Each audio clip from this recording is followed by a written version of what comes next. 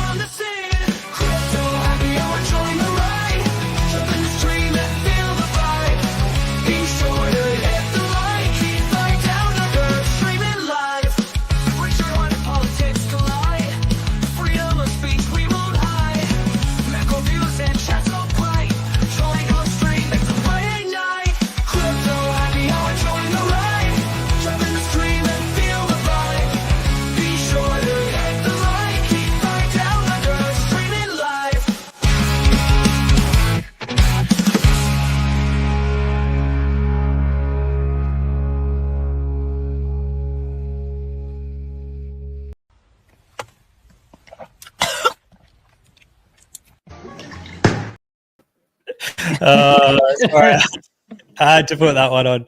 How are we all? Happy Friday. Howdy.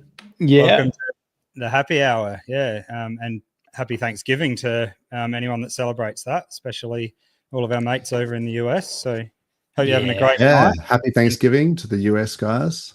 Definitely. And if you're still going, that's killer. So no, very nice. Hey, love some turkey. Love it. Yeah. They do some strange things over there. They put the turkey in, like a duck in the turkey in the. Oh, the like turducken? behind them. Turducken. Yeah. Turducken chicken. Meat inside meat. Like, as long as there's meat involved, I'm down. Yeah. Can't get much better. Turkey, bloody good protein as well. So good stuff. It's great. Yeah, it makes you sleepy. You're like, yeah. That's it. Hey, we got I don't know if you saw the thumbnail, but it was a bit of like a Christmas theme. Thanks to my wife for sorting that out. But I just thought it was a bit relevant because it's feeling a bit like Christmas looking at these charts and green candles. Let's go. Pretty good. 43's Christmas call came in sort of last week as well. Bearish. Yeah. Exactly. Is that we were like, bro, 100K before Christmas. That's outrageously bullish, but I'm down for it. And then as it turns out, it was like almost a month. It came like a month early. Exactly. So, unreal. Pretty damn good. Yeah. I'm not going to say no to that. So, and yeah, you got a Christmas present not too far away as well, Dozza, an early one. True. 2 more weeks. The perpetual 2 more weeks. But 2 more weeks. Yeah. Hopefully, there's no delays at that one. Yeah. So, wow. There you go. Yeah. But thanks, bro. Looking forward to that one. That's the best present I can get. That's for sure. Yeah, hell yeah, no, it's very cool. So, we've seen a bit of good stuff going on in the markets and in the Pulse chain especially. Bro, these candles are out of control. I know, just some pretty big like breakouts happening, and it's just like massive. Even EX today just popped like crazy, like 50% in no time. Just in the past couple of hours. So yeah, some pretty crazy stuff. But I was before the stream, I looked up GoPulse for the bubbles, and I was just going to show off, Hex and all that. And then we've just been absolutely taken over and inundated by all these P copies. The P copies are just pumping. Yeah. Can you believe that this was like Richard Hart's, his grand plan, like his sort of the whole idea with PulseChain was that it was almost like a vampire attack on Ethereum. So by forking the entire system state, every Ethereum user gets a copy of their ERC20s in the form of PRC20s. And it was like, would these things have value? And as it turns out, yes. So I can't believe that Richard Hart's sort of vision is finally like playing out. It's bizarre. Yeah. I mean, there's over time, people began to doubt it, didn't they? And even say, "Oh, it didn't work," and whatever. But it's like, just you wait, 100%. You know, just let things unfold, and we're waiting for so much to unfold. Really, like, there's so much there. I don't know how much he has to do with, or you know, is going for all this. I shouldn't even be talking about it this early in the stream. I was going to hold myself back, but all the PDOT stuff. Look, I'm a bit the same. Like, I have reservations thing, but I have to say, I have to apologize to all the PDI bros out there for talking smack about the PDI sort of narratives, because whether or not, you know, it's the price is going up because of the reasons they think it's going up, it doesn't matter. Like, the price is going up. So congratulations to all of the PDI guys and that whole ecosystem. I mean, by proxy, I feel like all of the other PERC20s have gone up as well, which is great for everyone. And I guess, like, I'm going to stop talking smack about PDI, and I'll just, you know, I think it's obviously proven to be a good thing for the whole chain. If PDI pumps, it's getting new people in. The PRC20s seem, I mean, it's hard to know whether correlation is causation, whether we're seeing everything pump because of this PDI pump. But if that's the reason, then I'm here for it. Like, you know, I still will say hex to $1 before PDI to $1, whatever, but I don't need to, like, I need to make my thinking into being like in opposition to like an abundance mindset, where it's like, I'm really happy that these guys are doing well, and I hope we can also do well in the future. Yeah. Exactly, yeah. And if you had any from the beginning, it comes down to that delayed gratification anyway. Because if you're making those gains, you've been waiting a while, really. So, it's really good stuff. Yeah, and I love the idea of it. You know, bringing people from other chains over and opening their eyes to it. And if they had, you know, DAI copies, then come and sell it. You know, come and sell it, swap it for Pulse or Hex or something, and join in. So I mean, even the PWBTC, like the People's Bitcoin, that's crazy, man. That is unreal. Yeah, it's pretty cool. Actually, you know, we have to pull up some of those charts later, because they're just gone vertical. Definitely. So I'm pretty stoked. I sort of scooped up a bunch of PRC20s ages ago and just forgot about them because, like, they were hell cheap and stuff. Hoping that Richard Hart's, you know, vision would eventually play out one day. But it's only really been in this last week, I feel like, that they've actually taken off. Yeah. And it seems to be like this whole paradigm shift. Maybe it's the whole, maybe Richard Hart was right, and that, you know, he was planning for this all along. Or maybe it's just a meme, and it's like, it doesn't matter the reason, right? As long as the screen candles for everyone. Yeah. I think exactly. You could even say like the value floor is rising. Yeah, right? that's a good way of putting it. Yeah. The overall ecosystem as a whole is worth more. So it kind of spreads out. I don't know. More liquidity over here now.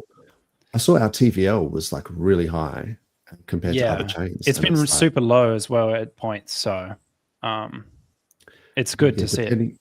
Probably depending on how they, like, I think CoinGecko or whatever, how they actually, you know. Actually, you got to take things with a grain of salt because we get so gate capped.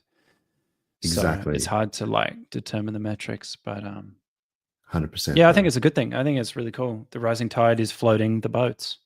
Yeah. In real time. It's crazy, man. I mean, even like the core coins as well are absolutely killing it. So, you know, for people who sort of stacked, you know, the core RH coins in the bear and reduced their cost basis, some of these percentage moves are pretty epic. So I hope it continues. I'm stoked. Definitely, yeah. I like looking at just the EHEX chart. I think it just basically, you know, we just lost, or it just got rid of the past like 5 or 6 months or something of down prices. You know, just you know, in the past 2 days pump, it just, you know, pumped right up past, you know, anything we've had in a long time. So that's awesome. All of the core coins is brilliant. Yeah, absolutely. I mean, I'll just quickly pull this one up. So this is just Pulse on the daily. So I mean, it's not sure, but yeah, it's gone up at least, so 100 and say 30%. So it's like a 2.3x from the lows. And it's approaching SAC, like it's 4075 now. So this is crazy. This is really cool. And of course, if you check out, let's just quickly check out Hex here. They have sort of been like slowly creeping as well, though. Like we've had those little run ups and pullbacks that has made it feel like it's only just happened in a way. But really, it has been creeping up for a while now. There's always going to be some pullbacks, and look, there's lines of resistance here that it's just literally just like it's pulled back here and then it's pulled back here. So obviously, whatever these lines were, it looks like it's people respecting, like maybe traders respecting these lines of resistance. But it's at 2.4 cents. So that's pretty crazy considering where it was.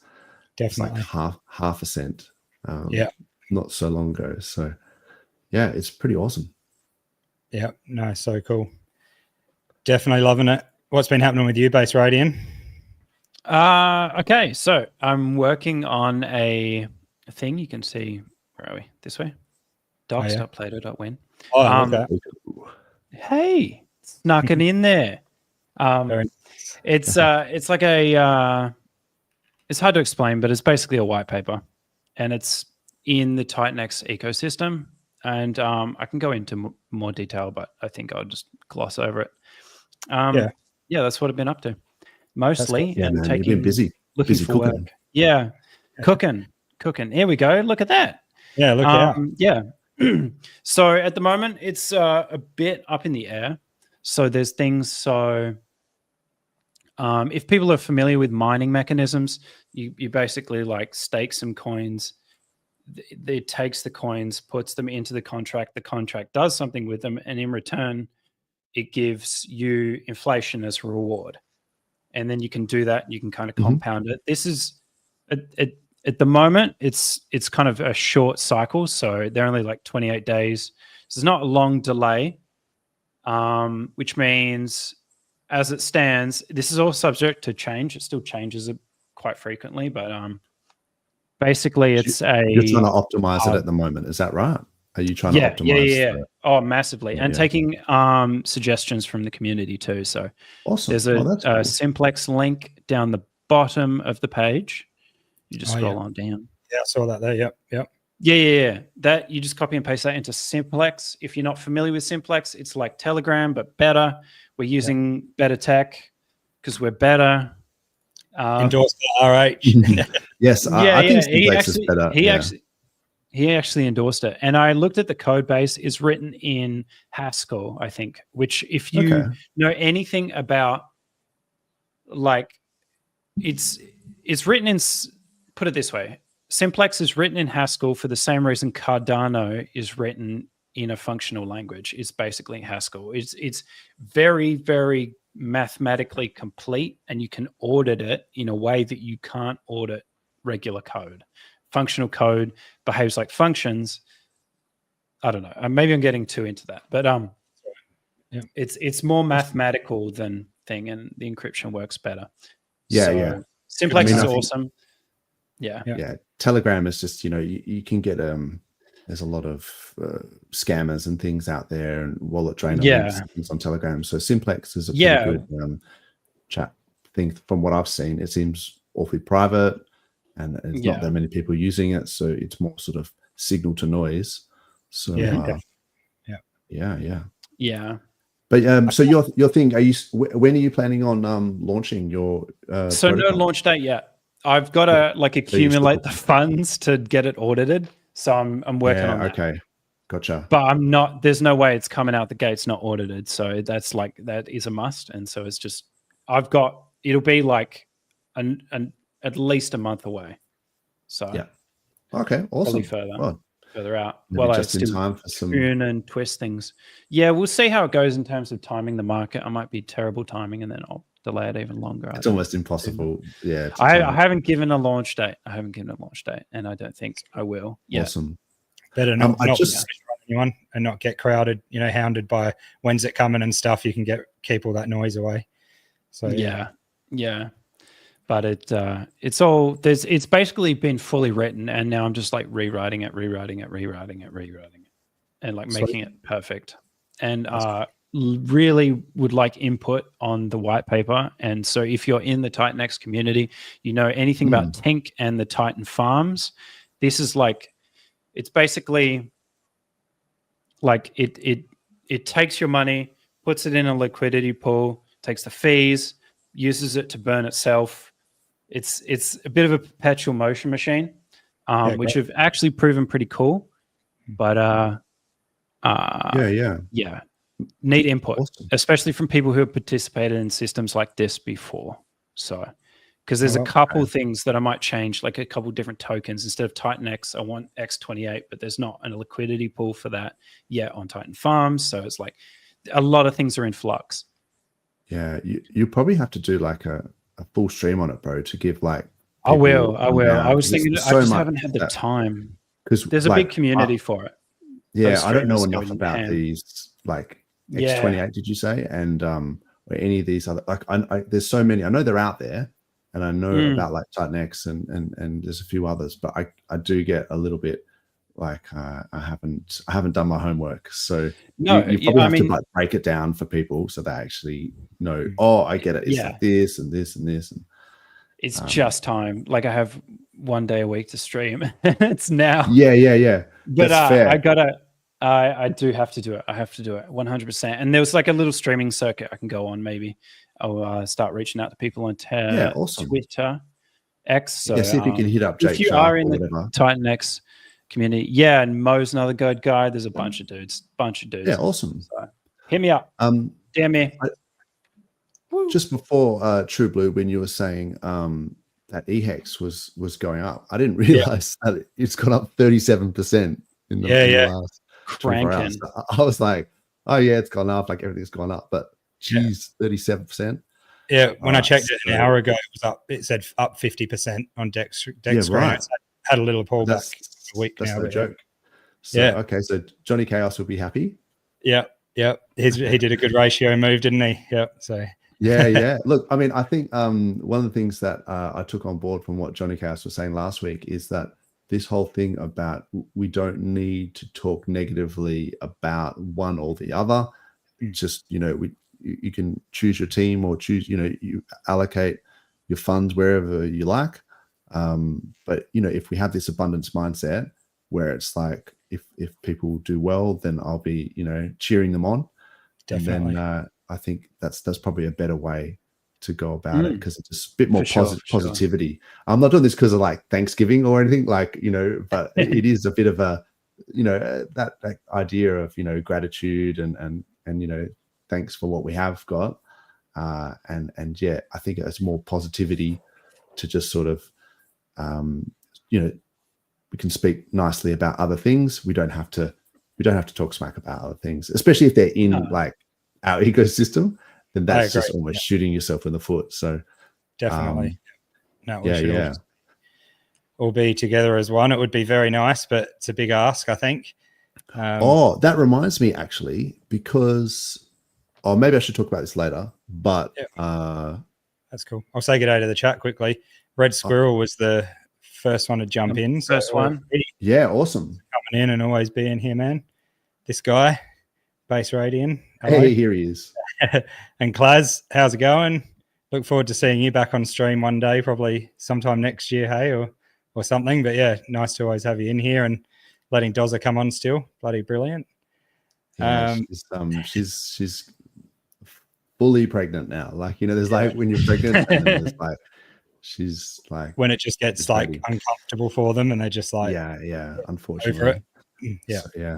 Over it stage. She's doing the hard yards over there. That's it. No, I hope you're doing well, Klaz. Finn Bear, good morning. Sup, Finn Bear. Yeah. Treagle, thanks for coming in. Appreciate that. Yeah. I'll look out. Bulltard. How you going, man? That was a bit of an epic sign. I saw there's like a Telegram, I think it's called Hex Bear, and they changed the name of that channel to Hex Bull. And I was Sweet. like, okay, so is that the That's top a signal or let's go? I'm not quite sure what it is. Yeah. But let's go anyway. Yeah, I think people are finally like a lot of us have already felt it, but a lot of people are turning now to be like, nah, it's on. Like we're definitely on now.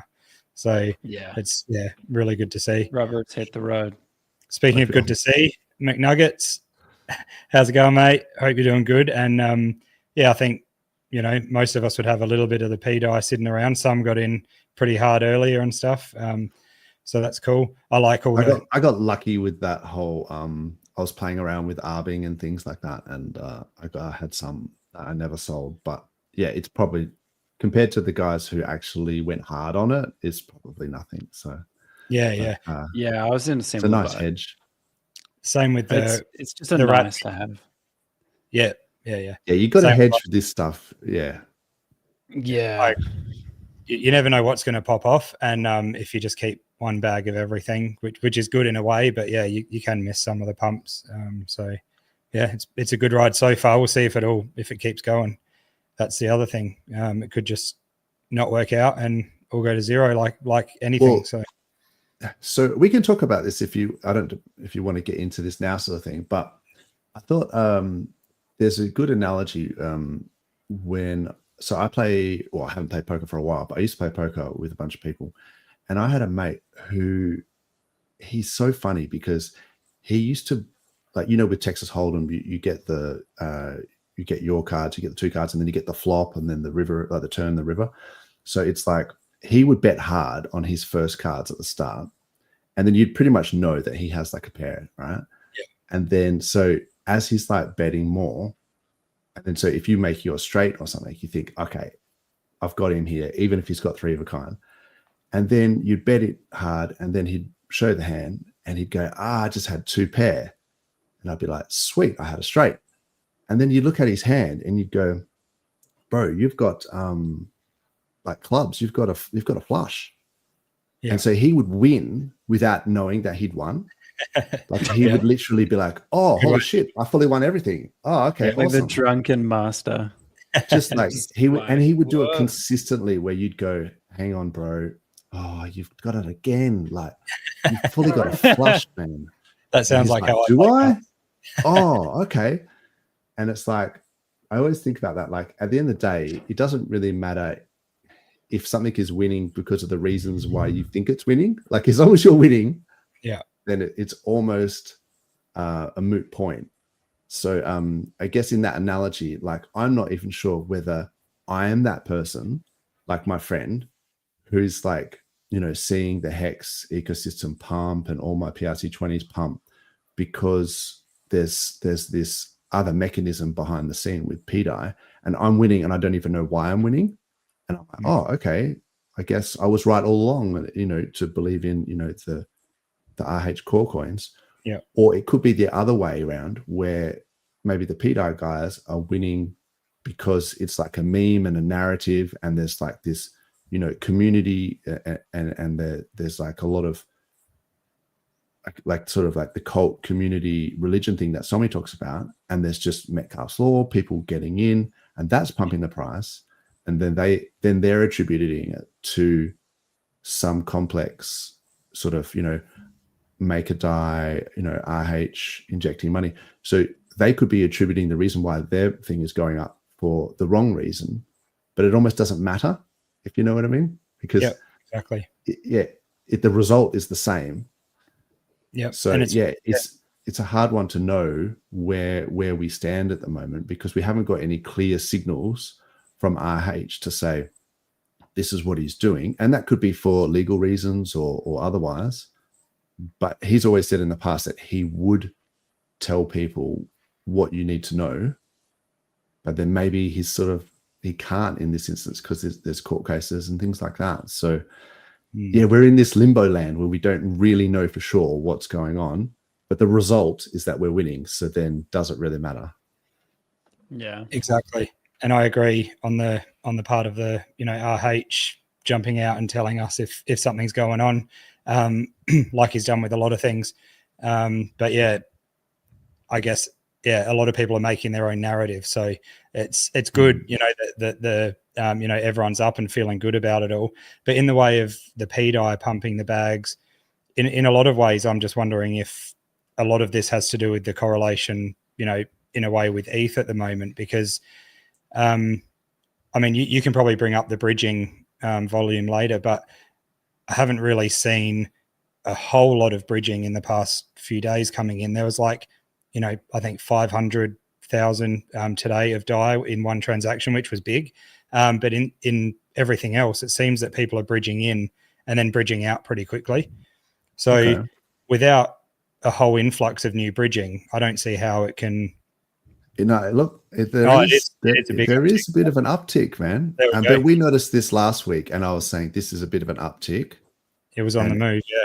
But that is quite a huge move to, of people bridging in, and then we saw that over a week and a couple of weeks, and it's just continued. So, look, I reckon there is more money being bridged in. So that's why I was saying,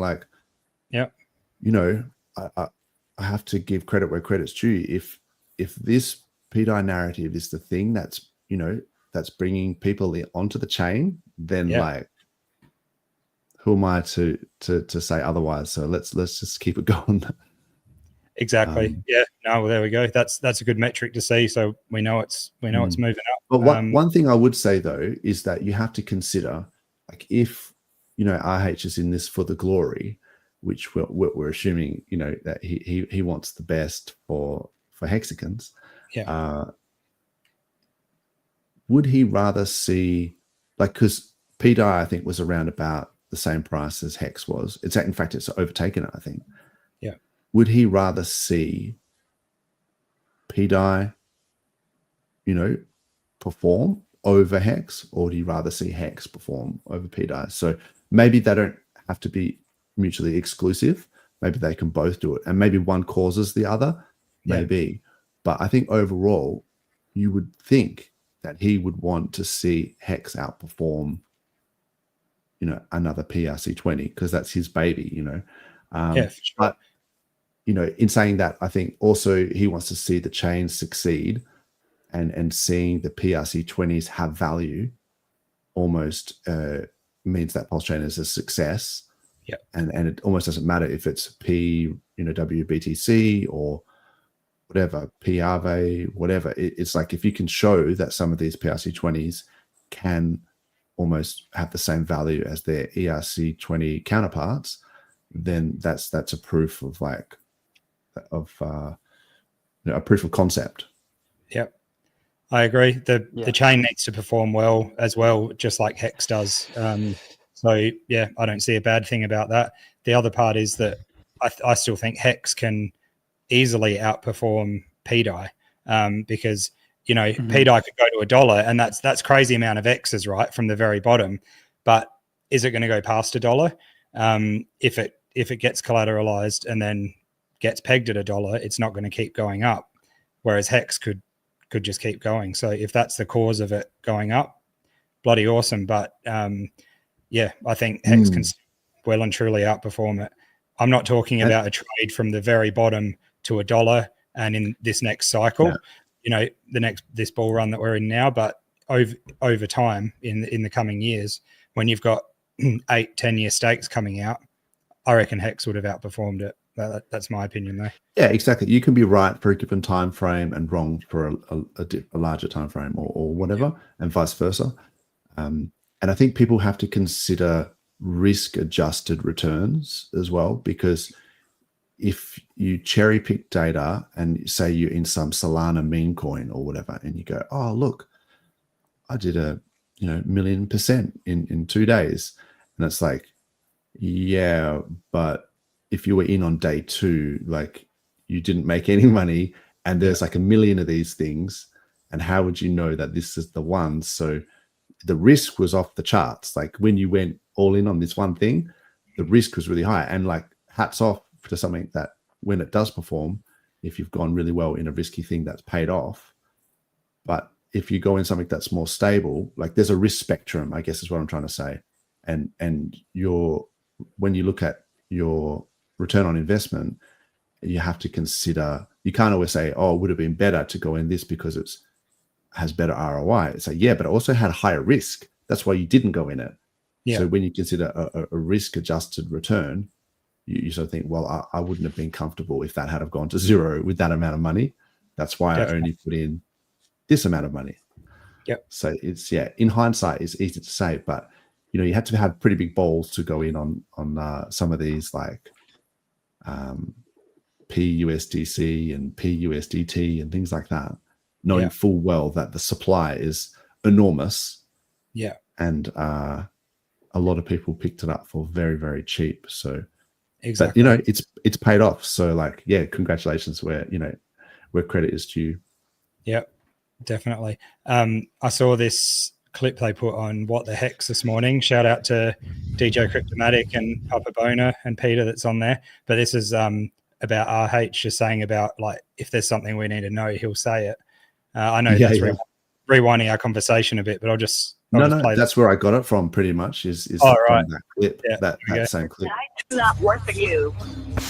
I have never worked for you. I will never work for you. Think about people taking everything you say and looking into it much like your birthday, November, whatever. It disgusts me. And I wish you guys would do better shit with your time. It really is disgusting. Stop fucking around and making shit up because you're bored or you're hoping that it makes a dip go away or something. It is retarded and disgusting. Half-Life 3 confirmed. Not a very good joke. It's a garbage tier joke, truly. And I would prefer not to see Half-Life 3 confirmed kind of trash in the X community. So if you guys could stop saying stupid crap, that'd be fabulous. When there's something that I want you to know about, I'm going to tell you. It's not rocket science. I feel like you need to give that some context and say that is like from ages ago, and that's not necessarily about this whole PTI thing. Absolutely. But yeah, one, it was just like a bit of a mic drop thing I liked, and two, I just miss his streams a lot. So it's good to relive that. And it's been a long time. Absolutely. And what else that can be applied to in, like, I'm not necessarily just relating it to the PDI stuff at all, but to anything else you always hear people rattling on about. It's like, come on guys, just settle down, chill out. Yeah, bro, it's so hard. Like the problem that I have with a lot of this stuff is not that I don't think RH wants to see PDI do well, because he obviously does. Like he's shown their chart. He wants it to do well, and he wants all the PRC20s to do really well.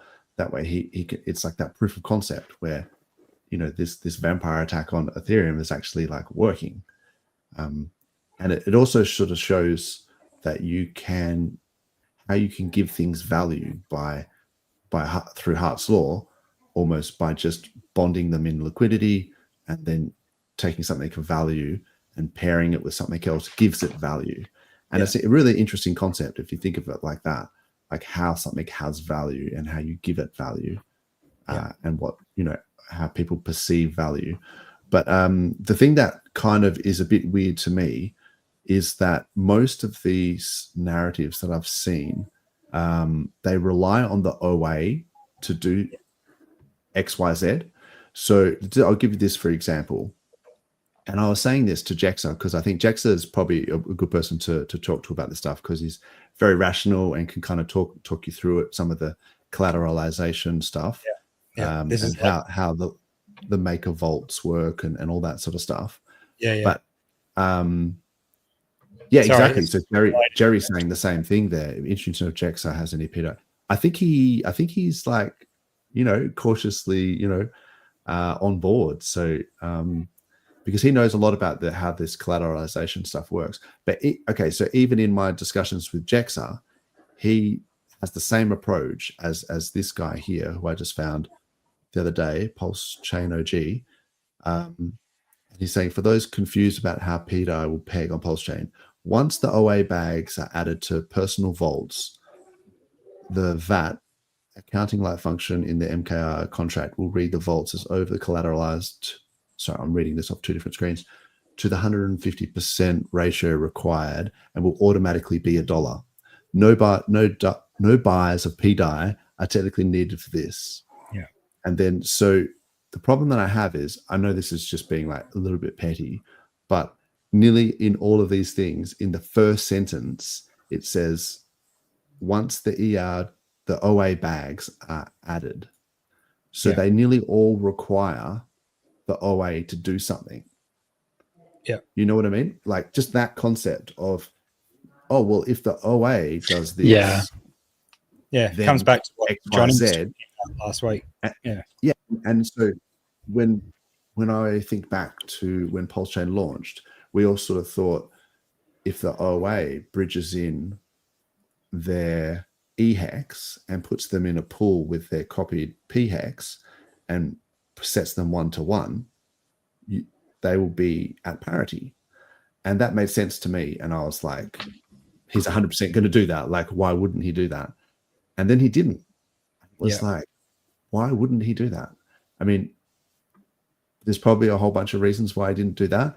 But I guess I had expectations that the OA was going to do something and it didn't.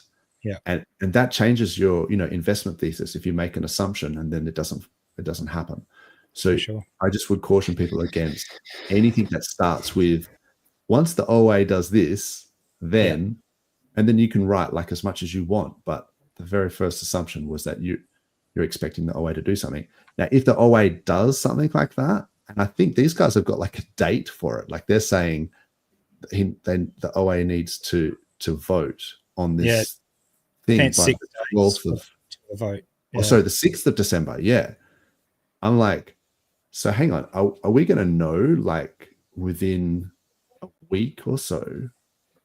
Because if the OA doesn't vote in this thing, then we know that it's going to zero. You know what I mean? It's going to zero. No, not necessarily going to zero. But you know what I mean? Like if you're requiring the OA to do something and your assumption is, and that's what people are pricing in, that the OA is going to do this thing. Yeah. What if it doesn't? You've got to be careful of that downside, especially, since Richard has always sort of said that whole thing about not having expectations of him or anyone else. So I'm just cautious to have expectations that the OA is going to do anything. But if it does, right, and the OA does play a hand, then that signals to me that, holy shit, these guys aren't doing the just conspiracy stuff on whiteboards, just everything's connected, and that they're 100% onto something, and that, they were right all along. And then that would just be an uber signal to just go hard with all the PRC20s. Or maybe as well, even if that does play out, doesn't that just mean that X is going to pump massively anyway? In which case I don't need to do anything. Yeah. Well, you really don't need to. And if anyone in the chat, if you see people saying we need to buy PDI to get it to $1, that's totally not what it is, because it's not what they're saying. It's not the buy pressure that's going to do it. It's the collateralization that's going to actually do it. So, buying it and getting a whale to come in and get it to $1 just means everyone can dump it back down. So a lot of people have big expectations, and I think just touching on your point about the OA, it's like if we see the OA do anything, it's going to be telling. Like one thing in its wallet's move, this vote, like anything the OA does from here on is going to be massive. So, or it's going to tell us a lot. So, let's just wait. But you've got to be careful, because sometimes people they put a signal through their prism and they reinterpret it. So I noticed there was a point where I think one of the SAC wallets sold 5555 PDI. Yeah. And they were like, that's a signal that PDI to $1. And I'm like, he sold it though. Like, what's the signal? Like, they're interpreting the signal as buy it, but the action was actually sell it. The OA didn't buy it. They sold it. So it's like, hang on, now it's subjective. So I'd like to see like a clear signal, if the OA, did participate in this this maker vault voting thing. So what they were saying is that basically, like the short version was that they were saying that because the P version is kind of like it's depegged, if you consider it like it should be at $1, then in the eyes of the P maker contract, then if the vaults had liquidation of assets because the collateral assets dumped, the ratio went below 150%. So that basically the OA would have to put in, would have to use, that's the thing, is that the OAs actually would have to use their bags into these P maker contract so that the vaults are over collateralized to 150% ratio, and then it would just automatically be $1. And does it have to be collateralized with DAI, or can it be with Hex? Could it be? No, I think with like Hex and Pulse and PulseX, I guess. So I'm not entirely sure if, because I haven't read all the videos and things. I haven't I listened to all the videos and read all the, but if that's the case, that's going to be a pretty clear signal, right? If the OA starts moving those bags, then we're going to know for sure. And if that's like happening in like a week, then we don't have to really do much. Yeah, exactly. We'll find out. But yeah, like I say, if people are going to buy it and it pumps the people bridging in, it comes down to this idea of what is a meme, and even if Bitcoin is a store of value, is kind of a meme. If it doesn't matter what it is, like if people are going to buy it, then the rising tide sort of thing. Yep. Keen for any sort of movement there. And Johnny was touching on that well last week. A bit of a, he sort of put the hammer down on it, like stop having expectations and stuff. But it's true that I reckon he would not like vote in that thing on principle. If just imagine the OA is RH, you know what I mean? Like he would just be like, "You guys are idiots. No, I'm not voting on shit," and then just like mic drop.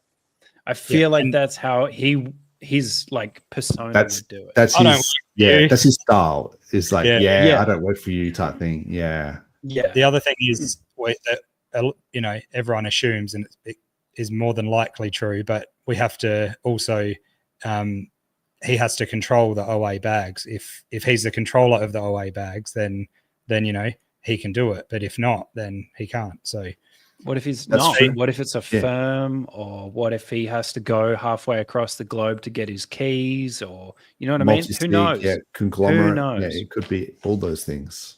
And Trusts, plus stuff going on at the moment with the case and stuff. It's absolutely. So we'll see, but we can only hope. Hey, we talked earlier. I mentioned about it's feeling a bit like Christmas with all these charts. So everyone, our Christmas present we would love from you would be if you could share this and subscribe it, because we're 30 subscribers away from 1,000, and 1,000's so a puny number. Come on, let's get to the 1,000. It'd be nice. Tell your mum, get your dog's Instagram to like it. Exactly. Do it all. Exactly. Alt accounts. Yeah. Hey, we've got laid back Hex here. Can anyone translate that for me? What's up? It's bull run. Bull run. Oh, bull run. Go. Bull run to the right. Yeah. Okay. Very nice. Bull run. Yeah. Thanks for joining in. Yeah. Floki's Angels. There you go. So maybe we're getting some new people in as well. Yeah, definitely. Good to see you here. Thank you for joining in. Howdy. Bulltard. Yeah. A bit more about PDI. Richard's money printer being turned on. Look, I like the idea. I like the sentiment. I like seeing Somi with the astronaut suit on and just, Richard's going to turn the money printer on. Let's go. And it's just like pumping us up. And I feel like I'm a bit of a party pooper sometimes, just kind of going, hang on, guys. Wait, does this make sense? But it's like, doesn't matter. Let's go. Green candles. Richard Hart personally just makes the green candles. Like he paints them on the chart, like. He's just got like access to deck screener and just goes. Yeah, it's just like literally got a pump. Like he's just pumping it. Every time he buys a purse, like it just pumps up a little bit. Yeah. He comes out really person. fit. His next stream is so fit from all the pumping he has to do. Oh, there you go. Yeah, definitely. That could be it. Yeah. I'm glad you went with like exercising there. Yeah, yeah. no, totally. Because yeah. Not just the forearm pump. Yeah, that's it. No, I was Well, just, yeah. anyway, family friendly show, but Yeah. maybe not. Got to be careful. There's a family friendly comment I might have to be careful of somewhere. Yeah, well, coming up. Every time, yeah, I'm sure Richard does well with the ladies, so it's one of those things. Yeah. Who knows what the reason? I don't really care what the reason is. I've said this before. Like, if people want to say that Hex is a meme and that they're going to buy it because Hex is the best meme coin on PulseChain, then fine. Like, buy it. You know, if people want to buy it because they think that it's censorship resistant, permissionless yield, and there's actually like a use case for it as well, like, then I'm all about that. But really, at the end of the day, either way is fine by me. Yeah. Yep. Yeah. 100%. Maybe just people want low gas fees. There's been a few gas spikes on ETH, and maybe they have stuff that was on ETH prior to the fork and they just want to mess around with it. There could be a lot of narratives that are all coming into. It's easy to retrofit narratives as well. I've noticed that from previous bull runs. I distinctly remember when I would see certain coins pump, and I used to be in the Reddit communities and things like that, and they would attribute the reason for that pump, like retroactively, you know, put something on it and go, oh, that's because of this. And you don't know. You don't know if that was the reason. No. In fact, I think most of the time it wasn't that. The only time you know is if you're like the one buying personally and the chart goes weep, then it's probably a low liquidity situation and you don't want to be in there for long. Exactly. If you're the one pumping your own bags. I did it. Yeah. I did it. I ate the slippage. Yep. Yeah. That's probably not the way to go about it. Yvonne, I'm just going to catch up on this chat quickly. Yvonne, thanks for always coming in and always getting on the replay and the comments too. So damn good. Yeah. Rick in 305. I haven't seen your name either. Thanks for joining in. And yep, Pete Eyes all-time high. So pardon? Is it at an all-time high? Like, because it started at $1, right? Like, and then it right. That's what I'm thinking. From the bottom, it's at an all-time high. Come on, guys. Yeah. Okay. We've got to stop. Well, I can't help myself. Anything from its own bottom is an all-time high. No. Yeah, exactly. Yeah. If you think about that. Yeah. That's true. If you choose the bottom appropriately, then it's always an all-time high. Yeah, that's okay. Nuanced context there. Yeah. Hey, I'll just say good day to a couple more. Then we got someone else that's joined in. Daniel. Yeah. Thanks for coming in. G'day. KD. Yeah, nice to see you in here. KD, what's up? Exadelic. Yeah, let's go the beers. Hey, let's go beers. After a big week. So. Oh, there you go. Well nice done. One. Yeah. Dozza, you're leading the team. Here he is. And here's our friend. Yeah. PulseChain's prime to pump. PDI has high odds of being an RH core coin. RH will use PDI to rotate into core coins in game. Moonface. Somebody has drunk the Kool-Aid. Hey, he's just fucking straight up. Just his enthusiasm is just Kool-Aid. Nuts on it. Yeah, at the moment, and I love the idea of all of it. But and it could very well be right. But that means there's a lot of expectations there. Yeah. Hey, I don't know if you saw this this video. This is so good. AI stuff that I think people are doing a lot of it. Did you read all of this? Yeah. Oh, sorry. RH will use the PDI to rotate into core coins in the end game. That's not great for PDI. Post peg or once it's pegged, I think he's saying. Okay, if it pegs. How would it maintain? Like it'll still go down. Like there's not as long as it keeps collateral 150% collateralization ratio. It needs a lot of Okay, I'm sure that math checks out. These are a lot of things that have to like come into perfect alignment. Just gonna get an envelope and just write on the back of it here. Yeah. Like throw a bottle into the ocean, and hopefully the rest of the liquidity pool gets the idea. Well, look, we'll find out in. Yeah, we'll never know. It's a narrative. It might play out. It is something that can happen. Yeah. How about that? Yeah, Exactly. Sorry to interrupt, True Blue. I just That's all right. brain just- No. What? Yeah, no, it's good. And some of this stuff, yeah, having someone like Jexa in one day to talk about it would be good. You know, he knows, he's got his head around all that sort of stuff, which is cool. Base Radiant, I'm going to blame you for this comment because it's from one of your streams. I'm assuming. No. Oh no. I'm assuming Aaron is really horny because of the green candles.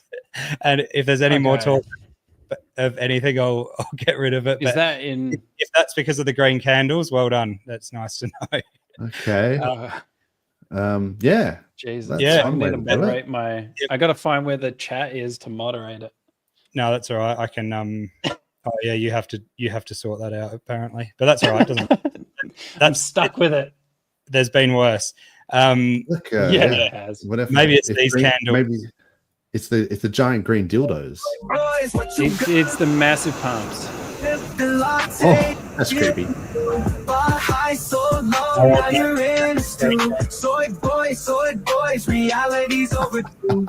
Thoughts are crashing, echo chambers cracking. Soy boy still a diamond hands lacking. Oh They Jesus! keep stacking, slow motion slacking. In crypto days keeps the minds backing. Soy boy, Kinda like what you eating them. gonna do when you're sipping lattes and feeling blue? This is slightly disturbing. A bit disturbing, It's but the uncanny a little bit valley, like yeah. AI. This is like a different like dark AI. Like it's like we've got some candles. They're near the mouth. What do we do with them? Just kind of nibbling them. That's better than merging with his mouth. Yeah, it's like What's happening? I wonder here? what else that AI was trained on. Exactly. Yes. It's better than girls. I've seen Somi put his face on different girls and stuff. It's like, Oh man, yeah, Oh don't know. yeah, that's creepy, eh? When you see Yeah, that, yeah. and you're like, Exactly. yeah. There was a really old like '90s drum and bass guy called Aphex Twin, and he did that. And he's like, his face is a cover art, yes. and it's like this Aphex chick, and it's the big, yeah. Yeah. I don't like it. One sec. Yeah, No, do it's not like- really uncomfortable. Yeah. So we got someone else Something here. about that. They're 18 plus though, so that's all right. You're allowed on. Let's Hey, hope man. it's actually What's going on, 43. fellas? What's going on? Hey, it is. I was How are like, you, hang man? on a sec. Is this guy imposter? I'm Is good. this It's like Friday afternoon. I'm drinking Yeah. this Furphy original. Oh, right I love now. a good Furphy. Victorian beer. Nice and It's cold. like a Carlton. Yeah, Furphy nice. is good. Yep, very nice. That's cool, man. Yeah. Yep. Very Yeah. refreshing. Brewed over Uh, that way. Awesome. So what have you guys been talking about? A lot happening this week in. What do you in, think? like, I'll give you one word. I'm happy with what's going on. Like I'm definitely happy with what's going on. Like you good. can't Yeah. not be happy when you open up, those, a site, whether it be Dex Screener or whatever it is, and you see green. You see those 24 hours in the green. That's always nice. Yep. Yeah. No, it's been Yep. insane. It's been an awesome week. So, and look, It's good to I think it's see going to P continue. tokens doing well. It's good to see P token like things on these copies on. I mean that whole narrative gets reignited now. The whole Yes. narrative of, and you guys have probably covered this already, but that whole thing of, hey guys, have you got value over on this chain? Have you checked? Come and play. Come and have a look. You might just have value over here. You might have like a couple $100 just sitting over here waiting for you to come and play with it. So that's a pretty awesome narrative. That's like a very People strong like narrative. People like free stuff as well. Like you give someone something for free, and that's like an airdrop, and it's just like, okay. And then what do I have to do to participate? Oh, I have to change my RPC details, and now I'm on chain. Well, how do I sell it? Or now I need to go to Pateus or PulseX. So you've kind of got them in just by giving them free stuff. If you get them to like if they've got a ledger or a Trezor or like just a hardware wallet, and you get them to use the internet money wallet, I think everything just gets easier. like it's just a couple of levels easier on the if they're just using it like a hardware wallet, because all the like RPC settings are there. You don't have to mess with any of that stuff. It's just there. I think it's in Rabby. It's like it's just a drop down and you just PulseChain now. I could be wrong, but I had to manually add it back in the day, but Rabby's pretty good. Probably is. Yeah, no, it is. Yeah, I'm a fan of Rabby, but yeah, Internet Money for a noob. Good. Internet Money, feel like for a noob, Internet Money has got like swap stuff in there as well. And I just think that for a noob, it's like a good, if they've got a hardware wallet, that is. Yeah. Everything's loaded in there. Like, the core coins are already in there. It's really easy to put other ones in there as well. Like really simplified and like, like easy dummy style sort of, UI. Like you can't stuff it up. Almost. Does it have all the P copies in there as well? Does it have the P copies? Not preloaded, but you do need to get the contract address for them. It's not as detailed as PulseX, having a lot of P copies in there already. With a request though, we could probably talk to them and get them to add them. I'm going to try and get KG on it. You can get the contract address off Dex Screener. I think is obviously the easiest way. Yeah. I'm sure KG would come on. I'm sure he would come on. No, he will. Yeah, for sure. No, I think at one of the conferences I was on the same. I was on the same segment. That's right, you were at one of the conferences with KG. So I'm sure he'd come on. Yep. No, we can ask him. I'm in his Simplex chat. He's got a Simplex chat, so it's very accessible. You can always chat to him. Oh man, you write one thing about Internet Money wallet on Twitter, and instantly you get replies, whether it's from his team or him directly, and it's like, man, is this MetaMask scamming? Or like when you type wallet, it's just you just get all these bots, but it's actually them, and they just jump in. The actual creators of the software. I heard you called me. Yeah. They're just literally. That's one of the good things about X. That's why I loved X when I first got on it. I was like, holy shit! I can interact with these people that I saw on YouTube, and I can interact with like coin founders and just like celebrities and stuff. I can just like talk smack to Elon Musk or whatever, and then sometimes they reply, and you're like, holy crap! It's always world that we live in.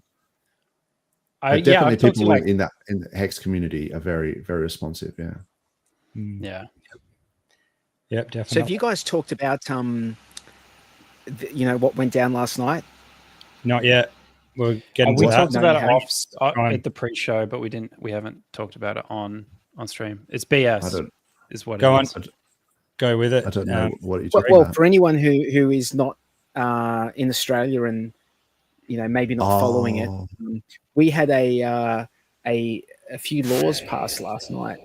32 just before the break for the Christmas break, and they've like rammed through I think it was 31 laws, 31 bills they've rammed through really quickly, and they did it in a way they guillotined them, which means that they cut off the debate because they're going to pass. They had the numbers to pass them, so they're like, there's no point we discuss them. We don't need to discuss them. No one needs to hear the good points. We can just pass it through. No one needs to know how. No need for democracy. Just none of that business. I mean, in all fairness, this is how democracy works. Our democracy works. It works in this way, right? And unfortunately, we have too many. I believe it's my opinion. In Australia, we have too many people who are happy to have a daddy that controls everything and makes sure that everything's going to be okay, and tucks them in at bed at night and gives them a little kiss on the cheek, and make sure that they're all doing what they should be doing. I think there's a lot of people in Australia who that is their default position. They're just like, is daddy going to look after me? There's a lot of it, but they kind of subliminally are inclined that way. You know what I mean? Well, it's also a little bit the way it's been presented, the bill. It's a bit disingenuous because what they do is they say, social media, it's the social media ban bill, right? Okay, it's a social media ban bill. I don't think anyone disagrees. I really don't think anyone, probably apart from some 15-year-olds who have been on social media already and they don't want to give it up. I don't think anyone disagrees that social media for younger children is not a good thing. I don't think anyone disagrees with that. What? Yeah, 100%. I think everyone what the wants problem to limit is social media for kids. That's not. Yeah, everyone agrees with that part. and that's no one. I don't think anyone disagrees with it. I think where we have a problem is where, like, how are you going to limit the social media? Yes, how? So the way this bill is going to achieve it is by age verifying everyone in Australia. Yeah. So that means potentially biometric scans of your face and your kids, by the way, for them to get into certain things. Now, that in itself is a scary proposition. That's a scary proposition. That lovely honeypot of data that's going to be, on a server somewhere, just waiting for a nation state to hack into it and take it. And then when you've got that beautiful honeypot there and someone steals it, then your like identity theft is going to be rampant. Like if that stuff gets out, how do you then protect against it? So I think that this is they're going about this completely the wrong way, and it makes me wonder whether I don't know what they're on about. It makes me wonder whether they're actually wanting to protect the children, which we all agree with, or whether they really just love the surveillance upside. Like they get to surveil everyone, like they get to have all this data about everyone. Like I really wonder which one is it? It's frothing at the mouth for a digital ID, and they can't get it through any other way. That's what it is. 100%. I've been listening to a fair bit of the Parliament over the past few days and stuff, and there's been so much talk about just keeping kids safe, and that's about it, and that they're going to bring this bill in. But nobody has answered or explained how it's actually going to happen and how. In what ways they're going to determine your age, whether it's just you put your date of birth in where everyone just fudges their date of birth anyway, or if there's going to be facial recognition or digital ID. No one has said that part, and that's the dodgy part about all of this. There's exactly. no explanation. We're going to get rid of all the 16-year-olds, and that's it. They're all gone. They can't use social media now. Problem solved. Okay, they can't use social media, so they're just going to go to all the porn sites which they can freely access. And they're going to go to all the other sites where they can freely access. There's not going to be any restriction. Ridiculous. I know, it's so stupid. They put in this, age, verification to get on social media, but then porn sites are not within the purview of this, and it's like, do you care about children or not? Like, which one is it? So what's this is what's so stupid about it. Yeah, this can really fuck them up. Explicit material that's not meant for children, but they're not going to try and stop that. That's okay. Yeah.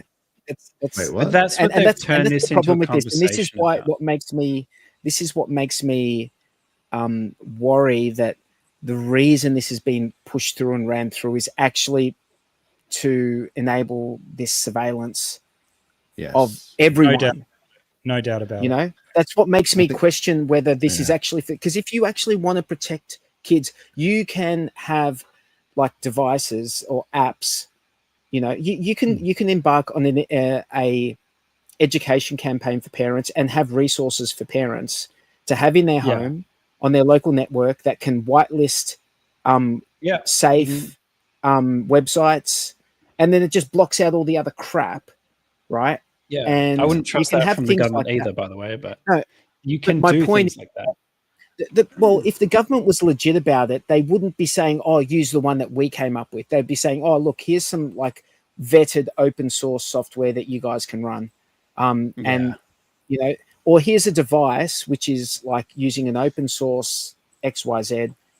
And I know that sounds like complicated and difficult, but if you're going to just give up, your parenting to the state and think that everything, your kids are still going to, now that they're not on social media talking shit to each other, they're going to be like on a porn site somewhere, like doing some other crazy shit.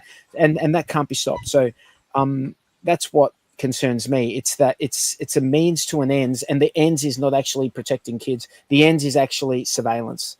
Yeah, that's what concerns me, because that's not a relationship with government that I think every Australian believes that they should be having. Like, are we really in that relationship with government where we're just something to be surveilled? We're just something to be controlled and surveilled.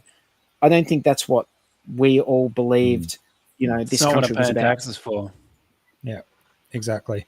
There's even things like Discord, for instance. People use that, and they're not bringing that in under the bill because it's for gaming. But I don't think they see or know what goes on Discord as well, and what will go on now that this happens. And try and stop Simplex. Yeah, try and stop Simplex. Right? You know what I mean? Yeah. Like, so tech can work its way around all this BS, and they're just it is very quite like. The other thing is that I think they was talking about, like, with VPNs, because obviously if you are aware, or maybe not aware, if you have VPNs, you can pretend that you're actually coming in from a different country. Yeah.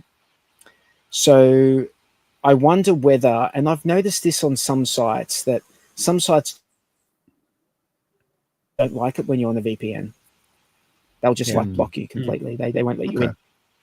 So I wonder whether we're going to see a lot more of that in Australia. Like, the sites that we go to will just be blocked. I wonder whether you can go on sites like X and change your country setting to a different country and just completely avoid, being under the, if the information you've given to X is that you're not in Australia, does that mean that? Well, if the information you've given to X is that you're over 16, like, you could have just done it there as well. You know what I mean? Yeah, it depends on how they check and whatnot. I guess we'll have clarity once it happens, but we'll have clarity once it's upon us. You can always just not go on people will media. Just find well, people will opt out of going on Facebook and whatever if they have to docs or whatever. I mean, but the other thing is that people will subvert it. Like, they'll just find ways around it. So I think they're underestimating people's ability to get around their crummy things. It's like, I think once this is in place and there's digital ID in place, I think that companies are going to be falling over themselves to use it. And then this will be the same situation as we had with, the vaccine mandates, where, the non-vaccine vaccine mandates, where there were no mandates, right? In quotation marks, no mandates. Yet, if you worked for a company or an organization that wanted you to get it, you could lose your job. So no mandates, but coercion. You just lose. It's coercion, right? So I wonder whether, I think we've seen the playbook. We know what's going to happen. The same thing's going to happen. I was listening to a podcast of Joe Rogan and Mark Andreessen. I'm not sure if anyone else listened to that podcast. He was talking about the trickery that's going on with NGOs, non-government organizations, and governments that actually fund the NGOs. Yeah. And then do dirty work.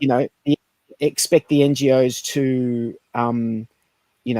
collect certain data, and then they get that data anyway. Yep.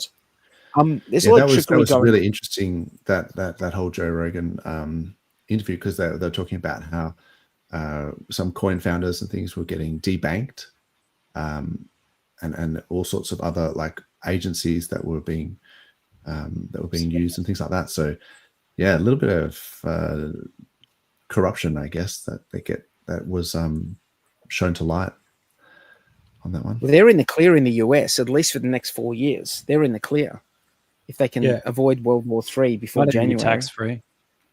So what they were calling this was kind of move. A politically exposed person becomes debanked. So what is that like? That could mean anything, and that could come down to this this misinformation thing. That's 43 for sure. Yeah. Exposed. It's probably all of us. It's probably most of the people on YouTube and social media at the moment. It could be looked at as that anyway. Scary stuff. It's like, I mean, but it's not, the misinformation thing did get like, it didn't go through. Like, that bill didn't go through. It got shouted down. So I have some hope. And if it's just the you can achieve it here. That's the problem, though, dude. You can achieve censorship. The whole problem downright was that we were worried about censorship. You can censor people in different ways. Oh yeah. You can require them to provide information to guarantee their identity that is unreasonable. It's unreasonable, right? And if it's unreasonable, then you're censoring them anyway because they're not going to do it. So they're getting censored in a different way. So, I mean, look, I think that what has happened in the last 24 hours in Australia is quite I have faith in the Australian political system. I really do. And I hope that some common sense prevails in the coming months. I really do. I really hope that common sense prevails. I agree. I mean, the bill's been passed, but it hasn't been put into action, has it? Because that's a whole nother story. So, and we'll have a new government before it comes in 2026. Yeah. I think it'll be good to do lots of like education around preferential voting, and so putting these major uni party low, and then putting the, I don't know, take your pick, UAP, One Nation, and Libertarian. There's a couple more that are that way inclined. Just getting literally. Yeah, that is interesting. Like, because you can see who voted for this on the Liberal and Labor. Yeah, like, hold them to account. Like, go to where the kids are and be like, this is who took your internet away. Like, don't vote these people. Vote these people who voted no. Yeah. Can I ask, why is there not a crypto freedom party? Like, the name of the party needs to be Crypto Freedom. Probably not far. Why is there no Crypto Freedom need to be the head of it. I need to register. Every crypto person would put that. Every crypto person voting below the line would definitely I'd vote for you, 43. I'd vote for you. Yeah, go on. So I am not the guy. It's funny. It would be good. That's good. That's like the whole Trump thing. Tangent as your like first minister, who's just like having parties and shit and just getting the beats. Like, he'd be your minister of beats. It's just like, Minister of beats. Let's go. That's gold. Yeah, definitely. No, interesting. I don't think Tangent marches to anyone's beat apart from his own, right? Yeah, but he's up for a party though. He'll be up for a party. If That's true. Minister that for is partying. He'd be up for the Crypto Freedom Party, that's for sure. He will go Minister of pumping. That's right. No, because think of it. You would have every crypto person, if you just do a stunt, you'd have every crypto person. A lot of them have money too, especially now. Just have an agency that's there that just like pumping, like we were talking about before, just pumping the bags. Ministry of buy and burn. I think someone needs to make a crypto freedom party and get some balance of power in the Senate. That's it. We need, the crypto freedom party with some balance of power in the Senate, and then smooth sailing. Look, there's two things. One thing is that the strategic Bitcoin reserve, buying 1 million Bitcoin over 5 years, is literally what we were just talking about. Having like an agency that just perpetually buys your bags. But that's awesome. That's actually happening. That it is, if it does actually happen, the strategic It'll Bitcoin be good reserve. it's a good policy on a lot of like levels. Like it's good for international trade. You don't have to use US dollars, and some countries would be apprehensive about that, especially about trading oil and mineral resources and stuff like that. They'd much rather use Bitcoin because you can see like it's much more transparent. Yeah, that's crazy. Yeah. So anyway, I was go ahead, 43. I think I cut you off. Sorry, bro. No, you're good, man. You're good. I was just going to say that, I think that is a legit thing that I've been waiting to see at the ballot box, and I haven't seen it yet. Like a single crypto, like just, remember, dude, do you guys remember when the motoring enthusiast party got the balance of power? Yeah. Like, he got the balance of power? I can't remember. He got, like, there was the motoring enthusiasts party. Remember that guy? What was his name? Can't remember his name. I remember it because it's just funny. You get a lot of people behind it. All you need is someone to stand behind crypto and they'll get the votes. It's like everyone, like, Trump got probably anyone that was into crypto, all of them voted for him. Do you know what I mean? All of their votes would have gone towards him for that reason. So that's all you need. Guy, by the way, that guy in the motoring enthusiast party, I'm sure that was just like a fuck around. Yeah, man, let's just run for the Senate like on a Saturday night, just fucking around. Let's do that. And then on Sunday morning, it's like, we fucking won. Like, there's no way that guy thought he was going to like. People are so fed up with the current system that it's not surprising. Yeah. There's a lot of motoring enthusiasts, and there are a lot of crypto enthusiasts. I think that it's like, if that guy can get in, I think that a crypto senator can get in. Yeah, there is some overlap as well, because I was chatting to a guy recently, and he has got that sort of libertarian kind of idea where he's, after personal freedoms and doesn't like government overreach, but he's not into crypto at all. And so some of the overlap where we agree on a bunch of things, I tend to sort of say, and he goes, there's no one that talks about this stuff, and he finds himself quite isolated because there's no one that really shares his views. And I'm going, bro, you need to talk to some crypto people, because everyone is like, that's where we're all at. We're literally, what you are is you're. Have you heard of Bitcoin? Yeah, heard the good word. Have you heard the good word of Bitcoin or Hex? Hex, Bitcoin. Isn't it interesting that most people in crypto, like, when I say most people, I should say most people in Hex and PulseChain are that way more. Yes. Behind it. It's dropped out. Oh, yeah. Isn't that interesting? Yeah. Look, I think people gravitate towards X and towards crypto and things for those reasons. I don't think it's like a coincidence. I think it's actually that people who are sort of sick of the way that they see the government corruption in plain sight. They see how, conglomerates are buying up all sorts of different properties and becoming monopolies and things like that. And then they see the inflation, like hidden taxes and the way the money system works, maybe how it's not backed and how they're just, printing money and reducing purchase power. And then that forces them to kind of look for alternatives. And they go, oh, hang on, there's a whole thing over here where we can, it's that whole thing. Our made up imaginary internet money is better than your made up imaginary money. Yeah. Because once you see that, behind the curtain a little bit, and you kind of think, oh, hang on a tick, maybe these guys don't actually know what they're doing, and they don't have any better idea of what's going on than what we do, then you kind of go, crap. I thought these guys knew what they were doing. Yeah. No one knows what they're doing. It's like, it's like as you become an adult as well, I think that's the problem. Yeah. Like, as a child, you assume that everything works because adults know what's going on. And then as you get older and you've been doing something like an industry for like 20 years, you're like, how come everyone is so fucking dumb? Like, you guys don't know what's going on. You don't know how this works. And you're like, oh my God, they never knew this whole time. None of them ever knew. I had way too much confidence in the system. And then it's like that Billy Joel song, We Didn't Start the Fire. Yeah. Yeah. You're brought up to be brought up to be just got handed down. Yeah. It's just been, that's right. And it's only if you turning. And you have like critical thinking that you can kind of go, hang on a tick.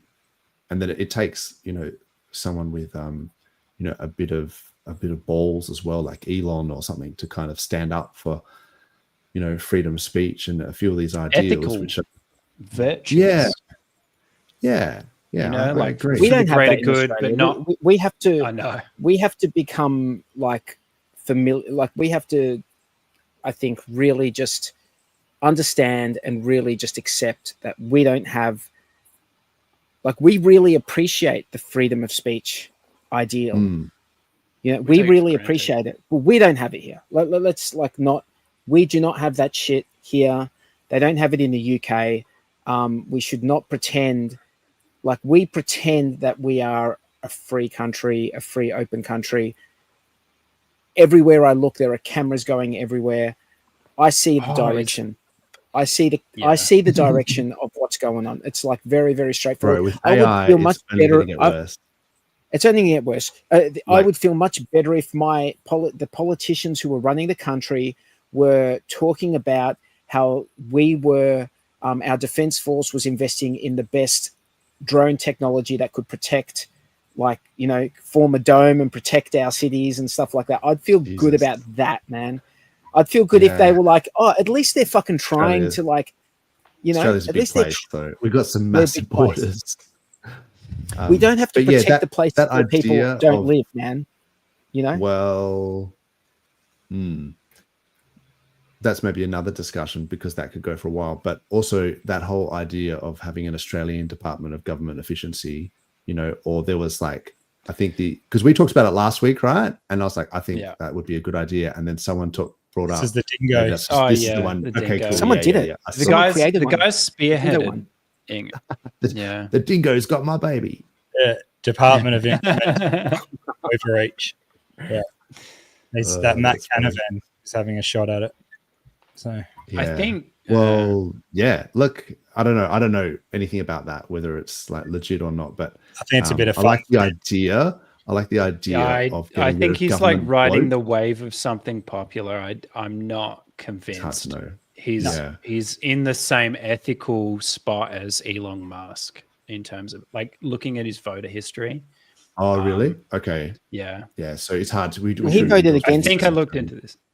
Yeah. He did vote against that social media. Did he? I don't think so, but he might have voted for digital ID. There was something. I don't want to say it wrong, so I won't say anything. We don't want to endorse people we don't know and 100% about. Yeah. But I thought it was funny though. It's a good idea to get people behind this, but it's also he's not. You can't apples for apples. He's not an Elon Musk coming in here and right. Yeah. Yeah, we need to just maybe outsource it to Elon and just go, hey Elon, while you're doing that, can you just sort out our shit as well? Because we'll do a round at the pub where we just all throw in a hat and we just all throw money at Elon. Yeah. Go, look, while you're at it, can you just get rid of the government bloat in our government? I don't think it's money that. Yeah, maybe I don't think it's money that probably more the power. Yeah, I reckon he knows that he's needed in a lot of, or wanted and needed in a lot of places, or someone like him. You can see he's even made a few comments towards Australian politicians and these bills that are coming in and stuff. So he said, he's well and truly aware. The whole world's aware, of what's going on here and like we are of the UK and all that. So hopefully the fact that there's nowhere to hide now, and more every day, there's less you can hide. Hopefully, we get some sort of good turn eventually.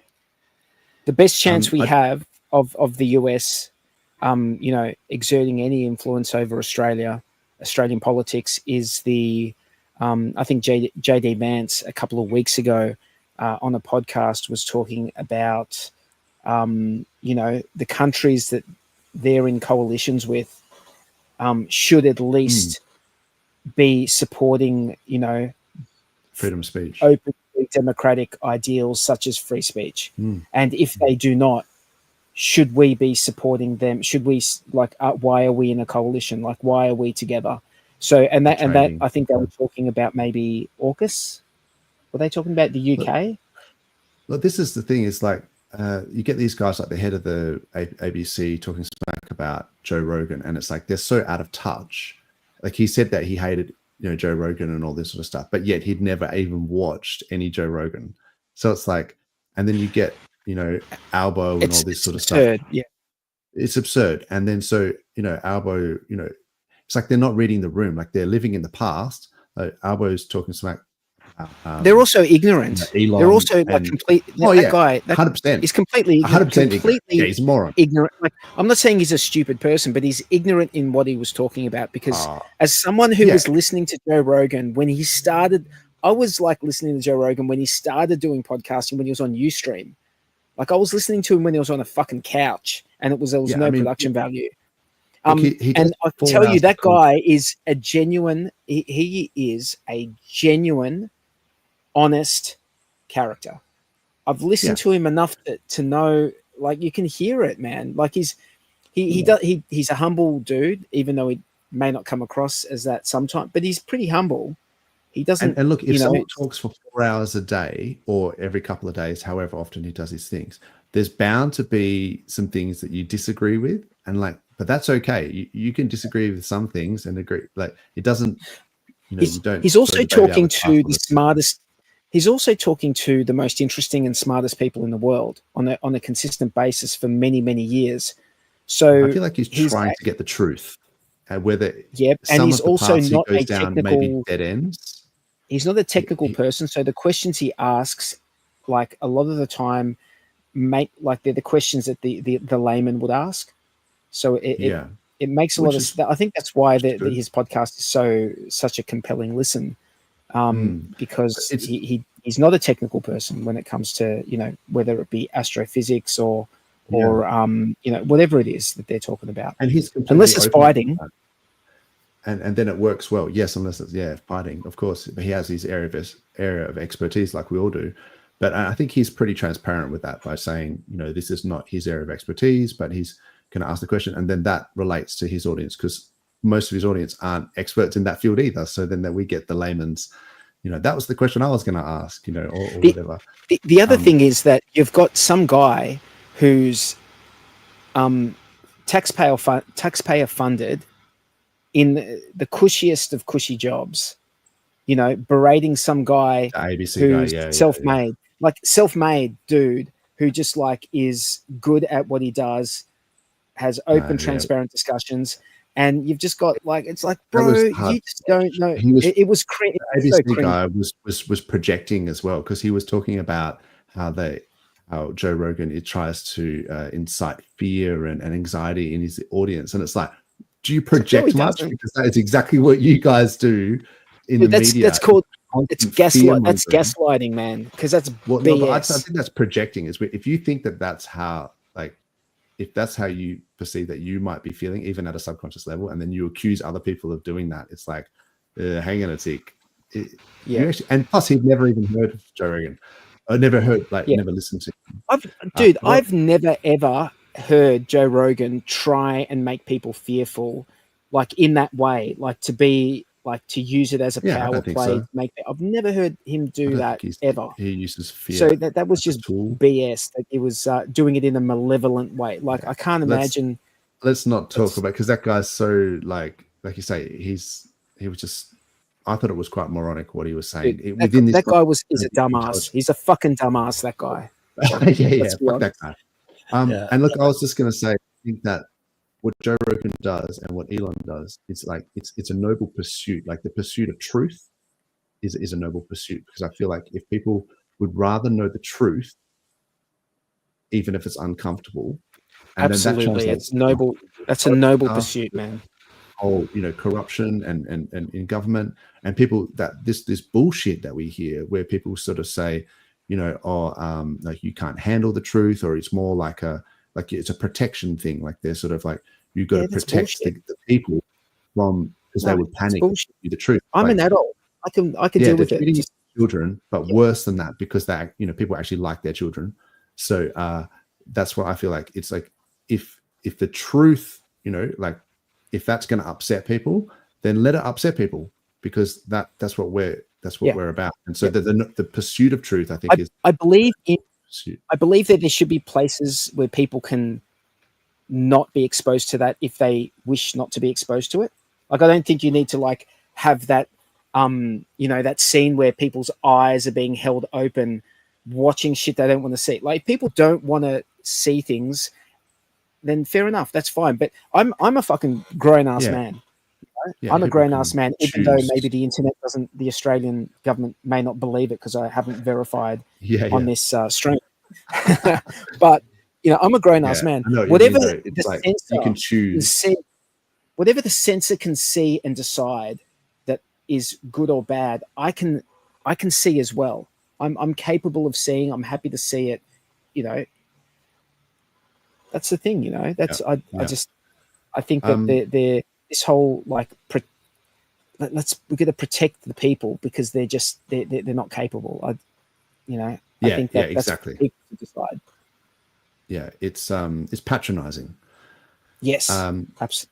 That's it. That's so I just wanted to quickly go through some things real quick because I'm conscious that we're running out of time. So classic wall-to-wall style. Yeah, I was going to you're stupid. That's funny. Please see my apology earlier in the stream. I did admit that I was maybe wrong about that, but also gave more context into why. I'm not going to restate it again, but just so you don't feel like I'm gatekeeping you there. It also doesn't matter because you can change your view as you see as things unfold and stuff. So you never fudded it. You just said you don't really believe in it, and you still haven't said that I fudded it today, and I still said good things about it, but I still fudded it as well. It's exactly. It's a nuanced thing, It's complex. There's context, but I feel like I explained it quite well earlier in the stream. So if you want to hear how I feel about it. And hit the subscribe while you're there, wall to wall. That'd be great. Yeah, that's it. Do something. Do something useful. Word of caution: more PDI sat in limit orders than in LP. So interesting there from Red Squirrel. So why wouldn't OA vote? I like today. Thanks for coming on. I may have. So why wouldn't they vote? I don't know, and I guess that's what we'll find out. They might not be able to yet, or they might not. I guess we'll find out. Yeah. Yes, pumped the entire ecosystem. Let's go. Sold a few dollars. Oh my god, he didn't dump. I don't. Can you tell me? Can you just give me a quick? Can you give? I was just saying. Go ahead. Give me a quick synopsis. What is this? What is this? There's some sort of proposition that needs to be voted on in December, early December. Is that right? Yeah, I mean, you guys been over I talked about it earlier. PDI, the smart contract governance. Is that it? Yeah, that's it. It was this whole thing about there's this P maker. I mean, the guy to check awesome out background, by the way, dude. Awesome background. For the stream background, or sick. Yeah, awesome. Cheers, bro. Yours is awesome as well. Like, I'm not throwing shade at your. It's got lovely curtains. There you I'm go. loving your horns today, 43. They're looking do the curtains. Very bullish. Looking very bullish. Very horny. Look, I think we talked about this earlier, 43. So maybe we don't want to go too far into it. But basically, I think it boiled down to if the OA bags were added to a personal vaults, the vaults, it would read the vaults as over collateralized to the 150% ratio required. PDI would automatically be $1. So they were saying you didn't have to buy it up to $1, that the OA could actually do something to just instantly peg it to $1 as long as they maintain this 150% ratio. But then people would instantly sell, like we know what would happen. People would instantly sell their bags of PDI at that point, right? Am I wrong in that? I mean, I'm not pro anti. I'm happy. I'm fucking happy. By the way, as for the record, I'm fucking happy that that this token on PulseChain is doing really well. I'm fucking happy for people, man. If you're done well on that, that's awesome. Yeah. That is awesome. Like, good on you. Like, conversation with Jackson. Because Jackson knows a lot more about the collateralization and actually holding a peg if everyone was to just dump it. So I reckon we wait till we get him on and have a good chat. Yeah, and I was just saying that with this, how he sold a few dollars. I wasn't saying he dumped. I was just saying, like, if you were looking for signals, it was like it was 500 or 5,555 PDI that it was sold. But I was just saying that was more in the context of like how you interpret a signal, as being bullish. Or that I feel like that was fairly explicit, but I wasn't saying that he dumped. Sounds like FUD. I'm sure if PDI pegs, it will pump everyone's bags. Yeah, look, we're for it. Like, I'm down Exactly. for it. So, that is true. That is very true. Let's go. I think I literally said all this stuff as well. Like, I think that if any of the P tokens do well, I think that's going to end up doing well for the whole ecosystem. Like, I think the whole ecosystem does well. Like, it's all. This is a good together. point. This is a good point. Also, if you're asking the OA to risk a lot of its supply into a contract that the OA didn't write, seems more risky than just making a new contract. Yeah. Interesting. Cheers. What up, DJ Creditas? Yo, man. What's up? I think that was just like the FUD that I wanted to quickly like address. Also wanted to quickly say it's Black Friday, yo. And so Trevor's have got a sale on. That's racist. It's racist. By the way, you know, in Melbourne, there is a place that's called White Ladies Funeral. Yeah. White Ladies Funeral. They're a White Ladies Funeral. Yeah. So if you know, I don't like, to me, that's like some strange shit. That's like some that's pretty fucked up. But anyway, Probably shouldn't be. All the people that work dress in white. Yeah, that's it. No, they're just white ladies. Yeah, just white ladies. Right. They don't allow any ladies of color. Just white ladies. That sounds hugely racist. Yeah. That's my interpretation of their advert. Tresses. Yeah, you can get cheap ones. They're on sale. Hardware wallets. Bro, they need to come out with, they need Black Lady Funeral. Like they need to like expand, like have different like bro. They need to have like everything. They need, like, everyone needs to be buried eventually, right? I reckon I'm coming around after this for a Furphy 43. Yeah, I think maybe I need to start on the Furfies too. It is my second. I'm just but yeah, the hardware wallets I recommend as Black Friday sales, like, go definitely, you know, you get into your treasures or whatever. Yeah, if you guys have, it's a really good idea. If you're going to buy one, don't just buy one. Like, because you're going to pay for the shipping and stuff anyway, get like 2 or 3. So then you've got a couple. If you ever feel like you need to spread your bags out, you know, put them on different hardware wallets. It's good to have a couple or more, you know. So don't just buy one if you're getting one. That's all. Yep. If you've got more than one Trezor, you can actually set up a seed phrase using Shamir's. Shamir's secret sharing, which is like a really interesting technical way of splitting your seeds. Seed phrase among, like, so let's say, for example, you could have, I think you can have like 3 Trezors, and I think you can choose how many Trezors you use in this, but you can have 3 Trezors with the seeds split across 3, and then you need 2 of them to recreate the seed phrase. So it's like a really like interesting technical way of, I think it's easy to use, but I think it's like the cryptography is like a more technical level of cryptography. Yeah, Jex has got some really good videos on his you know, it's like hexsafe.win or whatever, and his Bradshaw Knox thing.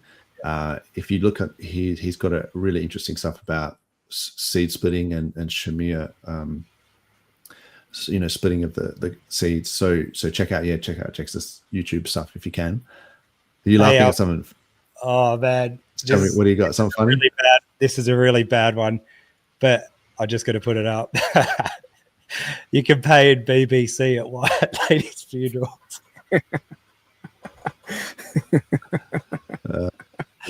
Oh gosh. I need to start this. I love it.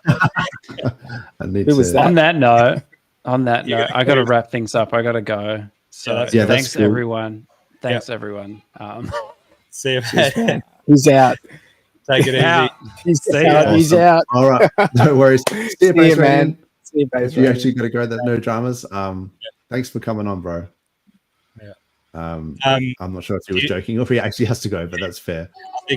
No, I do have to go. I just sorry. He just want to have his name on this stream. That's all. Yeah. He's like, I'm not associated with this in any way. That's understandable. No, my kid's screaming in the background. I gotta go. No, all good, bro. Anyway, you got to do the dad. Thank thing. you. Yeah. Thank you. Thanks, Space Radiant. Rock on, man. Yeah. Hey, Yeah. Do you have to cruise, Dozza? I know you. Oh, no, I was just going to bring up some things real quick. So I just wanted to say this Tornado Cash thing where the Fifth Circuit rules OFAC overstepped in sanctioning Tornado Cash.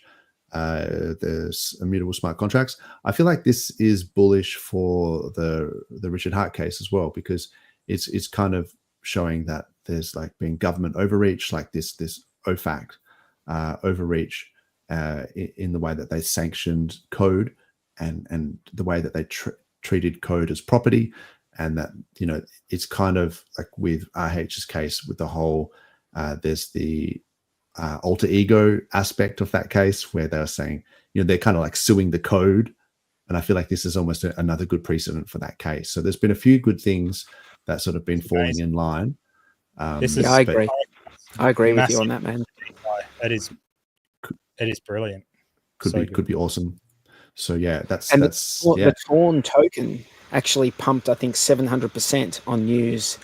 Yeah. Like if you have a look at the Torn token. Yeah, exactly. TORN on Ethereum, I think. Yeah. Pumped quite hard. Nice. So did you read out what they actually said about that? I was doing something else for a second there. But no, I just gave the too long didn't read sort of thing. Yeah, but, okay. The fact that because it's not a product and it's not a service and all that sort of stuff. You can't. No, and it's immutable, meaning no entity can modify or control them. They cannot be classified as property, subject to sanctions under existing law. So that sounds like an immutable code that some other immutable code that I know. The Hex contract. That's good for the Hex contract. Like, let's be honest. Hex. I know that's yes, that's true, because that's good I guess specifically the Hex contract. That's good for that. Does have admin keys in terms of like the master chef contracts and things like that, I'm pretty sure. So but for Hex, I guess is immutable. So but that's why there's a lot of other companies that can get sued before. Well, when I say companies, there's a lot of other dexes that can get sued before PulseX. There's a lot more in line before PulseX. Yeah. Like, what about the one that was forked from? Like, wouldn't that be in line yet?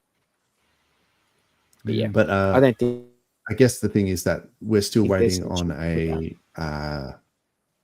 deliberation from. Is it that Peggy lady, the judge? Oh, what do they call that? Auntie.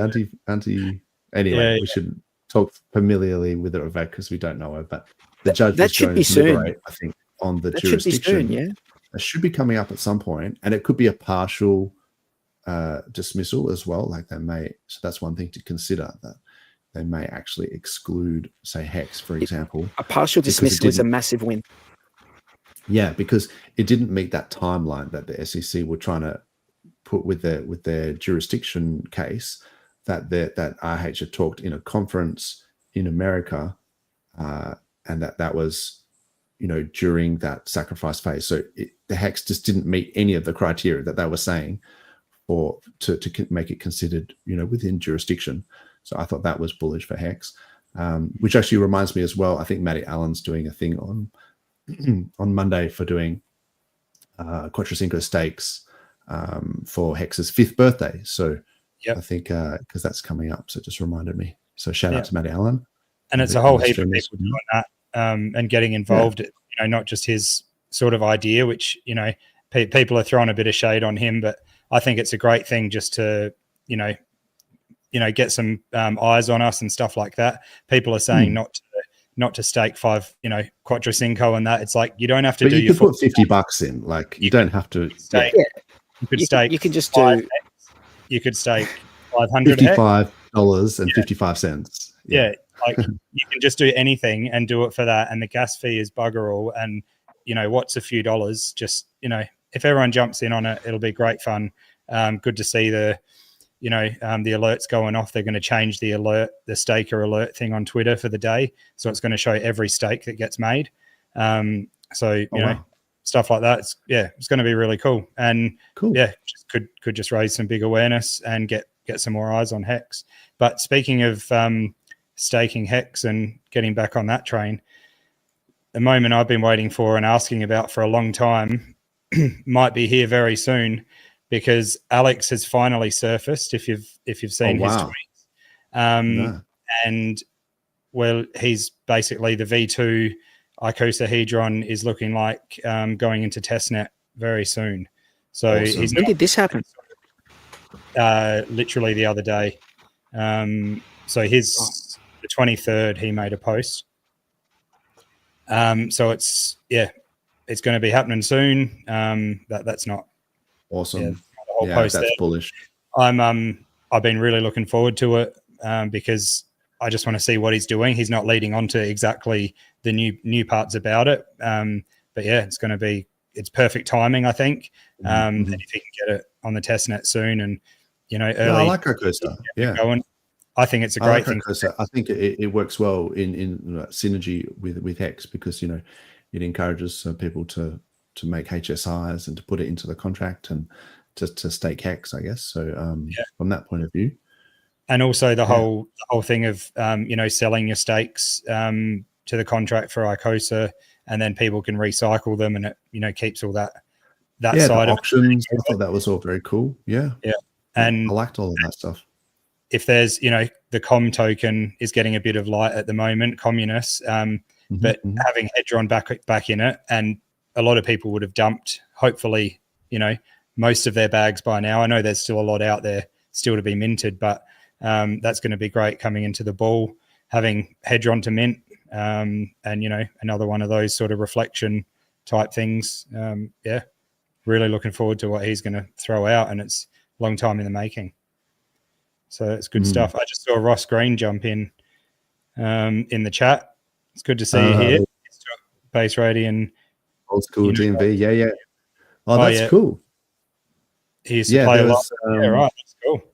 Wicked. I think Base Radian's mad into his DMB, and I'm a fan. I'm a fan of a lot of different style of music, and I went to a couple of DMB gigs with Tangent. That was really cool. So that would have been intense. Yeah. Good stuff. Yeah. No, it was good. Lots of cool guys there as well. Yeah, I just quickly wanted to shout out, just while I remember, is Dom Fan is that MMA fighter from the Eastern States, and that he's fighting, I think, tomorrow for his lightweight division. So sort of, shout out to Dom Fan. He, I think, is sponsored by the GoPulse guys. And so he has GoPulse on the back of his walkout shirt, and like he's a Hexagon. I know Hexagons have got him in. So yeah, he's an awesome fighter as well. Like, he's good to watch. He's a young guy, and so yeah, I really hope he does well. So yeah, that's awesome. I wonder if he's still sponsored, like if he's still repping the merch or not. It'll be interesting. Yeah. Either way, all the best to him. But yeah, that's so good. I think he is. Yeah, I think it's one of our sort of regulars, the guy who I chat to, I think Nick. I think he says it in his handle, so I'm not doxing him. Yeah. But he sponsors him, I'm pretty sure. So that's awesome. So pretty cool that you've got Mexicans out there representing in MMA, and of course Jake Lund as well, which is the Muay Thai guy as well. So there's a few people out there. Definitely. Did you see this post about this Jim O'Neill? This is a transition statement about this Jim O'Neill, that he's going to serve as Deputy Secretary of Health and Human Services with JFK. So he was the CEO of SENS, and he's come over. Yeah, that's crazy. So I know it's probably a bit of conspiracy thinking and that, but that's pretty cool, knowing that some of the sacrifice funds went to SENS. And so this guy, I know there was a bit of beef about what they did with the money and stuff. We don't know where that ended up, but he would know. Well, apparently he left when the other guy was forced out. He left as well. Oh, right. So I think they were on the same side of that. Oh, that's good. Fair enough. Yeah, that is good. But that's just cool. A guy that's going to be in the government. Trenches. Aubrey, all about it. Aubrey de Grey. Yeah, Aubrey de Grey. Yeah, if he was the CEO of SENS, they would know each other. So Yeah, it's interesting that RH kind of pops up a bit in some of these things, like whether or not you know how he's called Aubrey the Grey, goes down. or Aubrey the Grey. Yes, I know where you're going with this. Yeah, yeah, he's got that big grey beard. Yes, just makes you should be waiting for him to re-emerge with a white beard or a white cloak. Aubrey the White. Aubrey the White. He'll be the once he finally cracks the longevity, he just comes out in white. Well, I was thinking you're thinking of the Lord of the Rings thing, because there's literally like Gandalf the Grey, and then he comes back as like Gandalf the White. Yeah. So I was like, Aubrey the White for sure. I mean, for a guy who's, you know, into longevity, like, maybe he's literally like 150 years old though, so that's why he's just dig it. But it's hard to say. Exactly. Bulltard made a comment here about why are people being angry about PDI. I'm not mad. I'm just disappointed that I didn't get a massive bag at the bottom. But no, I'm all for it. It's great. It's bloody good. Because you can just see everything moving. So everything's pumping. It's great. I'm really happy for everyone. I'm really happy for. I can only. That's all obviously I none can of us. No, not us. No. I'm saying congratulations. I'm stoked that people are doing well, and it's pumping my bags by proxy. So I think everyone. I'm always happy when it's only 23. When people make George Cops have some fun chatting together. I think all of us. That's good stuff. That's funny. Yeah, there's some funny ones. I don't know who Bold is, but anyway, let's hope he's a Chad. That'll be embarrassing if he's not. But it's always good for a laugh. You know, we do our best to entertain, and sometimes we, you know, go too far. So apologies if we do. But yeah, it's all. Don't apologize, bro. A bit of fun. Yeah. No. Look. The PDI thing. It's like, you know. You just.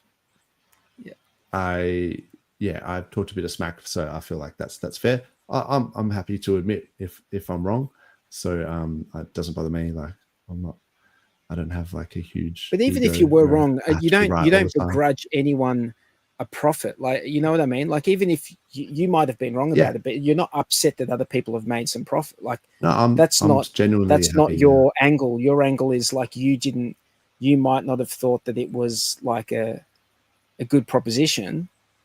That's one thing. But then like, none of us are upset that people are making good profits out of it. I'm happy when people are making profits in crypto. That's good shit. Me too. Especially when it's on PulseChain. Like, I'm extra happy that it's on PulseChain. In general, if someone makes profit, if someone on a different chain that I don't fuck with at all makes like good money, I am happy for them. I'm like, good on you. That's awesome. Exactly. Do your shit. Agree. Like, fucking go celebrate. Awesome. That is awesome. Definitely. And I feel even that's like magnified when it's on PulseChain, regardless of what the token is. I'm like, happy, like, good stuff. Yeah. Like, good on you. Yeah. Now go sell it all and spend it on Hex. Definitely. And stake at 5555. You know what to do. Hey, George Chops, that would be brilliant if you come on. And speaking of Aubrey de Grey, I just typed his name into Google, right? And you said he was 23. I found this video. He'll tell you how old he is in this video. You ready?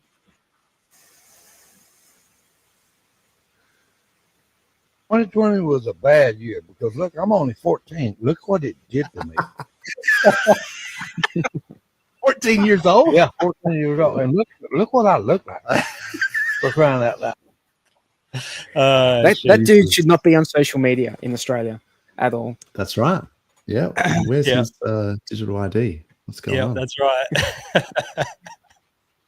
right. Do you think growing a beard will help with like just messing with the facial recognition, like growing a massive Aubrey de Grey beard? While we're on the topic, if that just like it will mess with the facial recognition. I think the most drastic thing you can do is have a big beard to go from that to being clean shaven and a shaved head.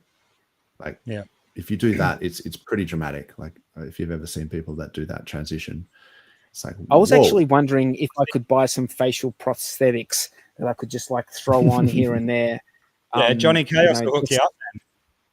It's also yes. yeah, true. The facial You can do it the for it. You facial can help. identification thing. I mean, I feel like it's a little bit flawed, right? Because your face is one of the most public things that anyone could take those markers and then use them, and particularly with AI. I don't really see how that's like a really effective and robust security system. You know what I mean? Like that's something that you can literally change. But anyway, I don't want to get onto that too much. They're going to need you to prick your. They're going to need you to prick your like thumb and get the blood, and like it will do a live analysis of your DNA and make sure it's you. And all that's going to lead to is people like, coming around and cutting you and keeping your blood in a canister, and then they can pretend to be you online, right? That's where this ends up. Yep. Not sure, bro. You're not even going to commit to my joke. It's like, I'm not even going to fuck with that joke. No, because it's like we're going to get microchipped, and it's like as much as I take the piss out of conspiracy theories sometimes, and then when they end up coming true, you look stupid later. So it's like, but the whole microchipping thing, and it's like, anyway, let's maybe not. Microchipping is more realistic. I said let's not, and you're like, let's talk about it, bro. I did a master's in cybersecurity a few years back, right? And when I was talking to the guy who was a high level dude, he was saying that like if they came out with microchips for like authentication, he would do it in a heartbeat. It'd just be so much easier. You just get something implanted, right? Just for authentication, right? He said I don't agree with that shit. I wouldn't do that. I prefer just you've got it in your hand and they just chop your hand off and just be like, oh, wicked, I have access. Exactly. You're way better just having a pin. You're way better just having a pin or a YubiKey or something. Just something that's not attached to you. Yeah. It'll all be down to convenience at the end of the day. I've seen people that have RFID stuff implanted in their arms and they use it to open their front door and all this sort of stuff. Yeah. And I was just like, bro, you've got glass in your hand, like in between your knuckles and shit like that. What if that breaks? I'm like, why don't you just use a key? Like, what are you doing? And he's like, yeah, but it's awesome. And I'm like, okay. Dude, one of my good friends like was telling me that he put like one of those, those electric doorknobs on his front door, and it's like, bro, I do not trust any of that stuff. Like, none of that stuff. Have like, you seen Mr. Robot? Dude, I was at JB Hi-Fi the other day, and there's a massive wall of security cameras, and I'm just looking at all these security cameras that they had for sale. Just looking at them, I'm like, I don't trust any of these. All these wireless fucking security cameras. Okay. The only security I would trust is external, like but like a closed circuit, like something that is closed circuit. And they call it CCTV still. Like if you go and buy it, like JB Hi-Fi or whatever, but it's not. It's not closed circuit. No, that's true. Cloud. It's like wireless. I want CCTV. You can just go park your car on the street and hack that shit in like half an hour. Yeah, you know what I mean?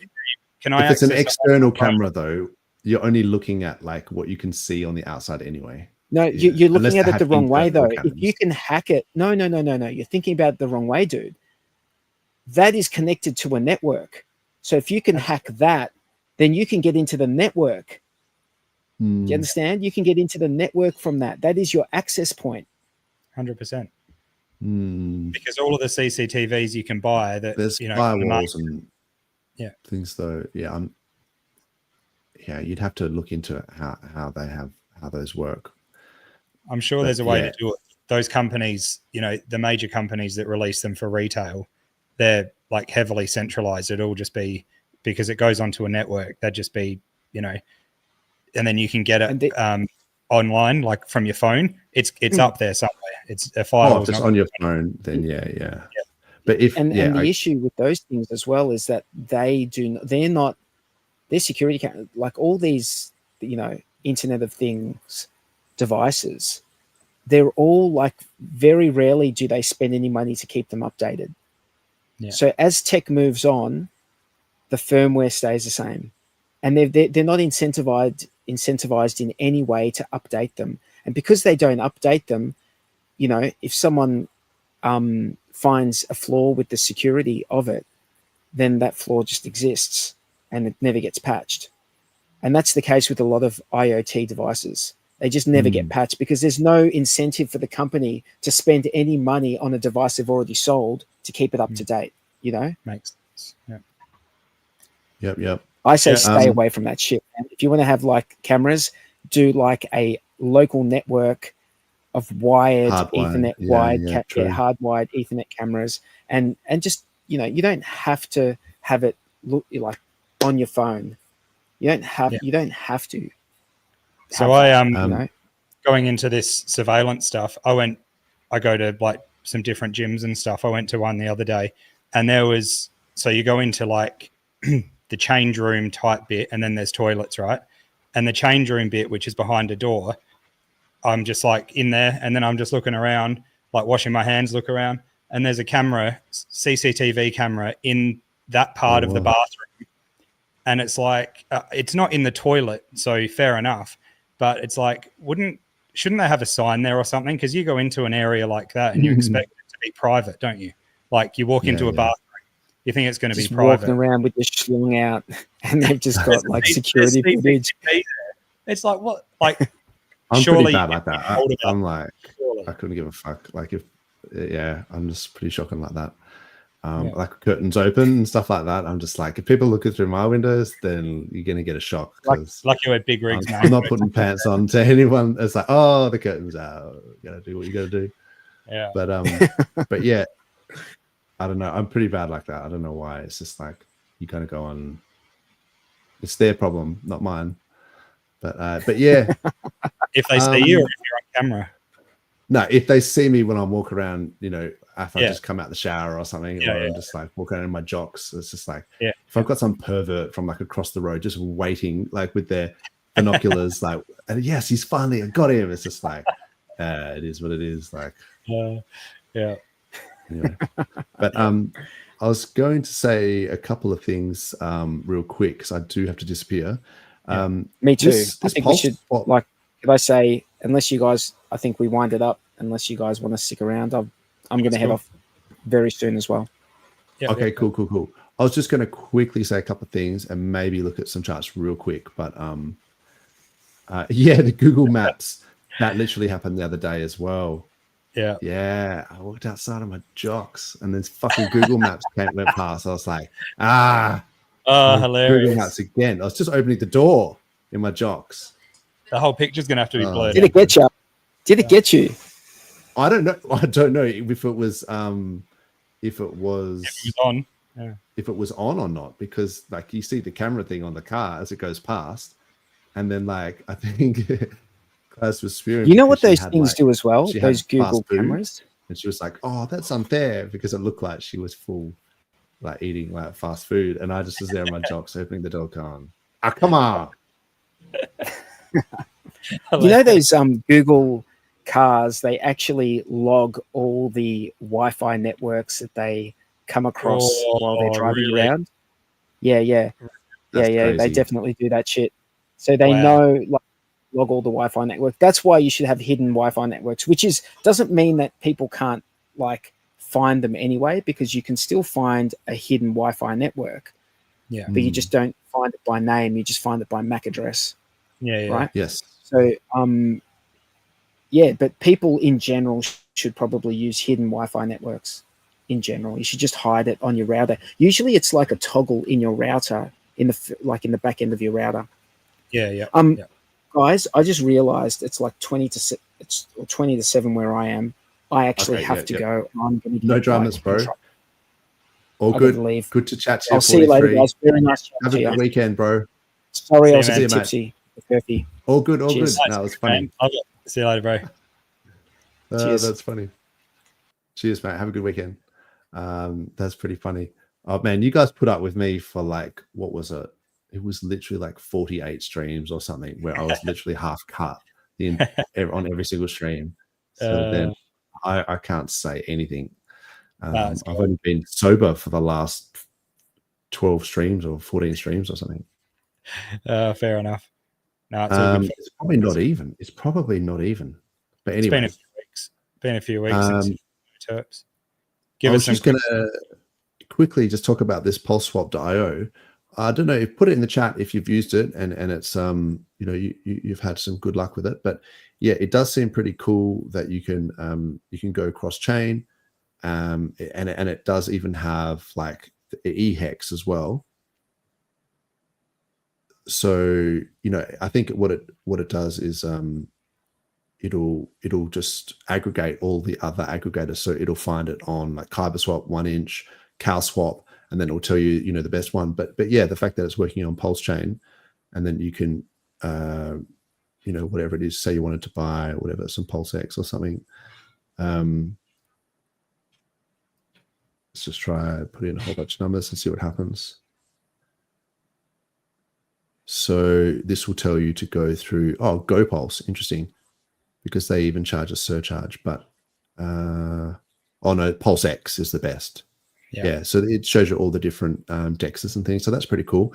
Also, it looks like for onboards and things like that, maybe not for, because you can use the main bridge, of course. But if you're buying with a credit card, it looks like they have this StealthX where you can just like literally, and you can put in like say PLS.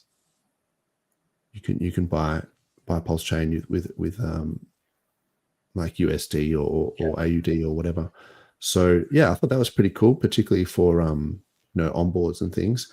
And apparently this is a no registration, privacy, whether you believe that or not. But yeah, so that's right on there, right down the bottom. And I think it's the Pulse coin list guys who do this, the PulseSwap.io. So, and I think it's a fork of the Llama Swap we talked about. So it does seem pretty cool. Definitely. And then, I was going to talk about, so there's the Ivan on Tech thing where he was saying that, oh my God, should I FOMO into PDI? Will it repeg or is it flat earth? I really resent that he calls PulseChainers flat earthers. Like, I really wish he wouldn't do that. But man, Somi must be really getting to Ivan. Yeah, it's funny. He mentioned Somi though. That's funny. Yeah. He said, he's going deep into pegging. That's funny. It's not the pegging that we want, but the pegging we deserve. So yeah, it's pretty funny. Like, but it's good that Ivan's actually like listening to people talk about it. This leagues thing, Pulse Coin List, they do a pretty cool thing where like, so say you put in like G'day token or whatever, and like if like because True Blue would be up there, in the leagues, he could check like. That's right. If he's a Swifty, it's literally $0 to become the squid. That's good. It's fun. Everyone's a squid. We did it. You can be minus. That's so funny. Everyone's officially a squid. But yeah, $5 you become a dolphin or whatever. So that's pretty funny. But that's like killer. You could do the same thing for say Hex, for example. Like this is Hex on PulseChain. And then sort of, you could see, you can remove the OA and then you can say, whatever it is to become a dolphin, you might need, although these numbers are always a bit different depending on where you are. But so to be a squid, maybe you need like 1 million Hex or something. So anyway, that's kind of cool. I do like that site because you can do it for most coins. So show us some bullish charts real quick before we wrap up. Yeah. So I was just going to race through these. So, with Total 2, so this is total crypto market cap excluding Bitcoin. So, it peaked at around this 1.67 trillion in November 2021. And then I just did like a, the percentage move from the previous all-time high to there. And then I basically just extrapolated that, said like, so November 2025, we could be anywhere between sort of 4 to 6 trillion maybe.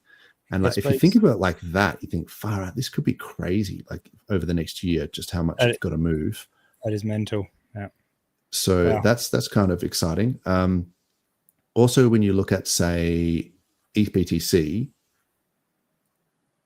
if you look at where this, so ETH BTC did better in previous cycles than it's doing now. Obviously, we've been in this this downtrend since the merge, and it's just like bouncing off the bottom of this trend line. So it's doing better, but it's still doing fairly poorly. But if you look at the previous cycle, there was this period where ETH BTC between about the end of March to say mid-May, where it just went absolutely parabolic. Yep. And so if we're sort of thinking that might happen again, because the halving was in May 2020. This year it was, I think, the 20th of April. So it might be pushed back by like it's come forward. It's come forward by like, say, just less than a month. Then it could be somewhere between, you know, March and May. It could really be even sort of February to May, or February to April even. But if we expected to see this massive run, then it's sort of in this sort of zone. But it's just like, it's got a lot of work to do, I guess is what I'm saying. But then it makes you wonder, like, in terms of like, if you go like Sol BTC, like so maybe some of this money is going to Sol, so we won't see the ETH BTC ratio did what it did in the past. So that's interesting to think about. And also you've got the coin dispersion. You've got a lot more coins out there. The other one was, I was playing around with, if you look at Bitcoin over like multi-year cycles and things like that, and you do a fib extension. So this is from December 2017 to November 21. Yep. And then back down to the bottom. This is November 22. And then you just look at what that fib extensions are. Yeah. I'll put it on a log scale. But basically, you get these natural lines of, I guess, support and resistance. And we're sitting on one of them now. So this one here is at basically 94K.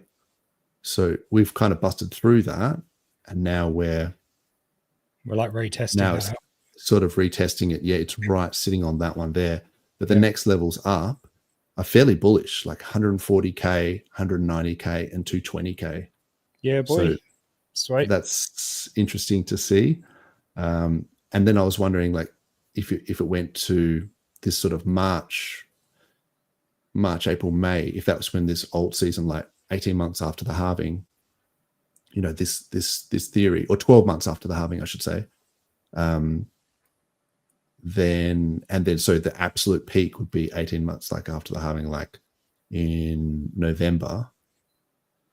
That might be the BTC top. So you could get like a bit of a thing where, like, this is obviously just squiggle TA, but you know, you could see even like a double top or whatever, where you kind of get something like this happening. Yeah. So it might go up to 140K and then come back down again. So that would be interesting to see if we end up getting a double top. And then this is the super cycle thing, where it's like the second top has to be significantly higher than the first top. Yeah. Otherwise it's not a super cycle, it's just a double top. Yeah. Like, but if that's the idea with the super cycle, that, you know, we might peak out at 140K, maybe retest the 100 again, then go for the major moon mission. But it's starting to feel like we're heading towards this March, April, May sort of zone. Yeah, I think so. But you know, and we don't know. Like it could do whatever it wants, but it could just grind sideways. But yeah, it does make you kind of wonder how it's going to play out. So yeah, that's kind of interesting. And then I guess with the Pulsechain coins, I feel like if you have watch lists, it's a really good way of just kind of going, like, even if you're looking at, like, you know, Tron meme coins, whatever, Titan X, Ecosystem is down for today. Tangang haven't been doing terribly well, although Pika's not really Tangang, but HOA's actually done 9% for the day. So before I say too many things. Although you kind of expect them to do well when Pulse is doing well. Yep. Just sitting under that 20 MA there. Shout out to the PTGC guys, because I said that it had potential to do like this trinomial thing, which is exactly done. Like if you look up like what a trinomial is, but it's also, I was kind of saying that maybe to de-risk at this point here, if like consider it, that I would do it maybe.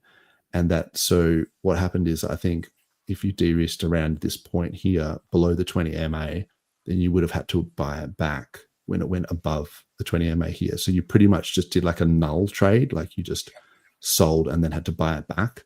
But then it's gone, it's done the trinomial thing where it's just like, it's an inflection point, but it didn't turn into like a quadratic. It's like done the trinomial thing. So, and then now it's stacked above this. So PTGC, and I think there's a UFO coin as well, which maybe if I go back to those watch lists, if I go to PRC20s, or maybe if I just type in UFO, that has been killing it as well. So I don't know much about their ecosystem, but I know that like when it starts doing that, like you got to pay attention, you know. So there's that one. I think Teddy Bear's been doing well. Atropa's been doing well, all because of this PDI thing. Yeah. Maybe the wrong chart. Good one. Yeah. So is never on my watch list either. So I just make sure I'm getting the right one there. Like I say, watch lists are good for this sort of thing. Oh, the PRAT BTC, we have to look at that chart. Like, yes, let's look at Atropa as well. Yeah. PRV, PMaker.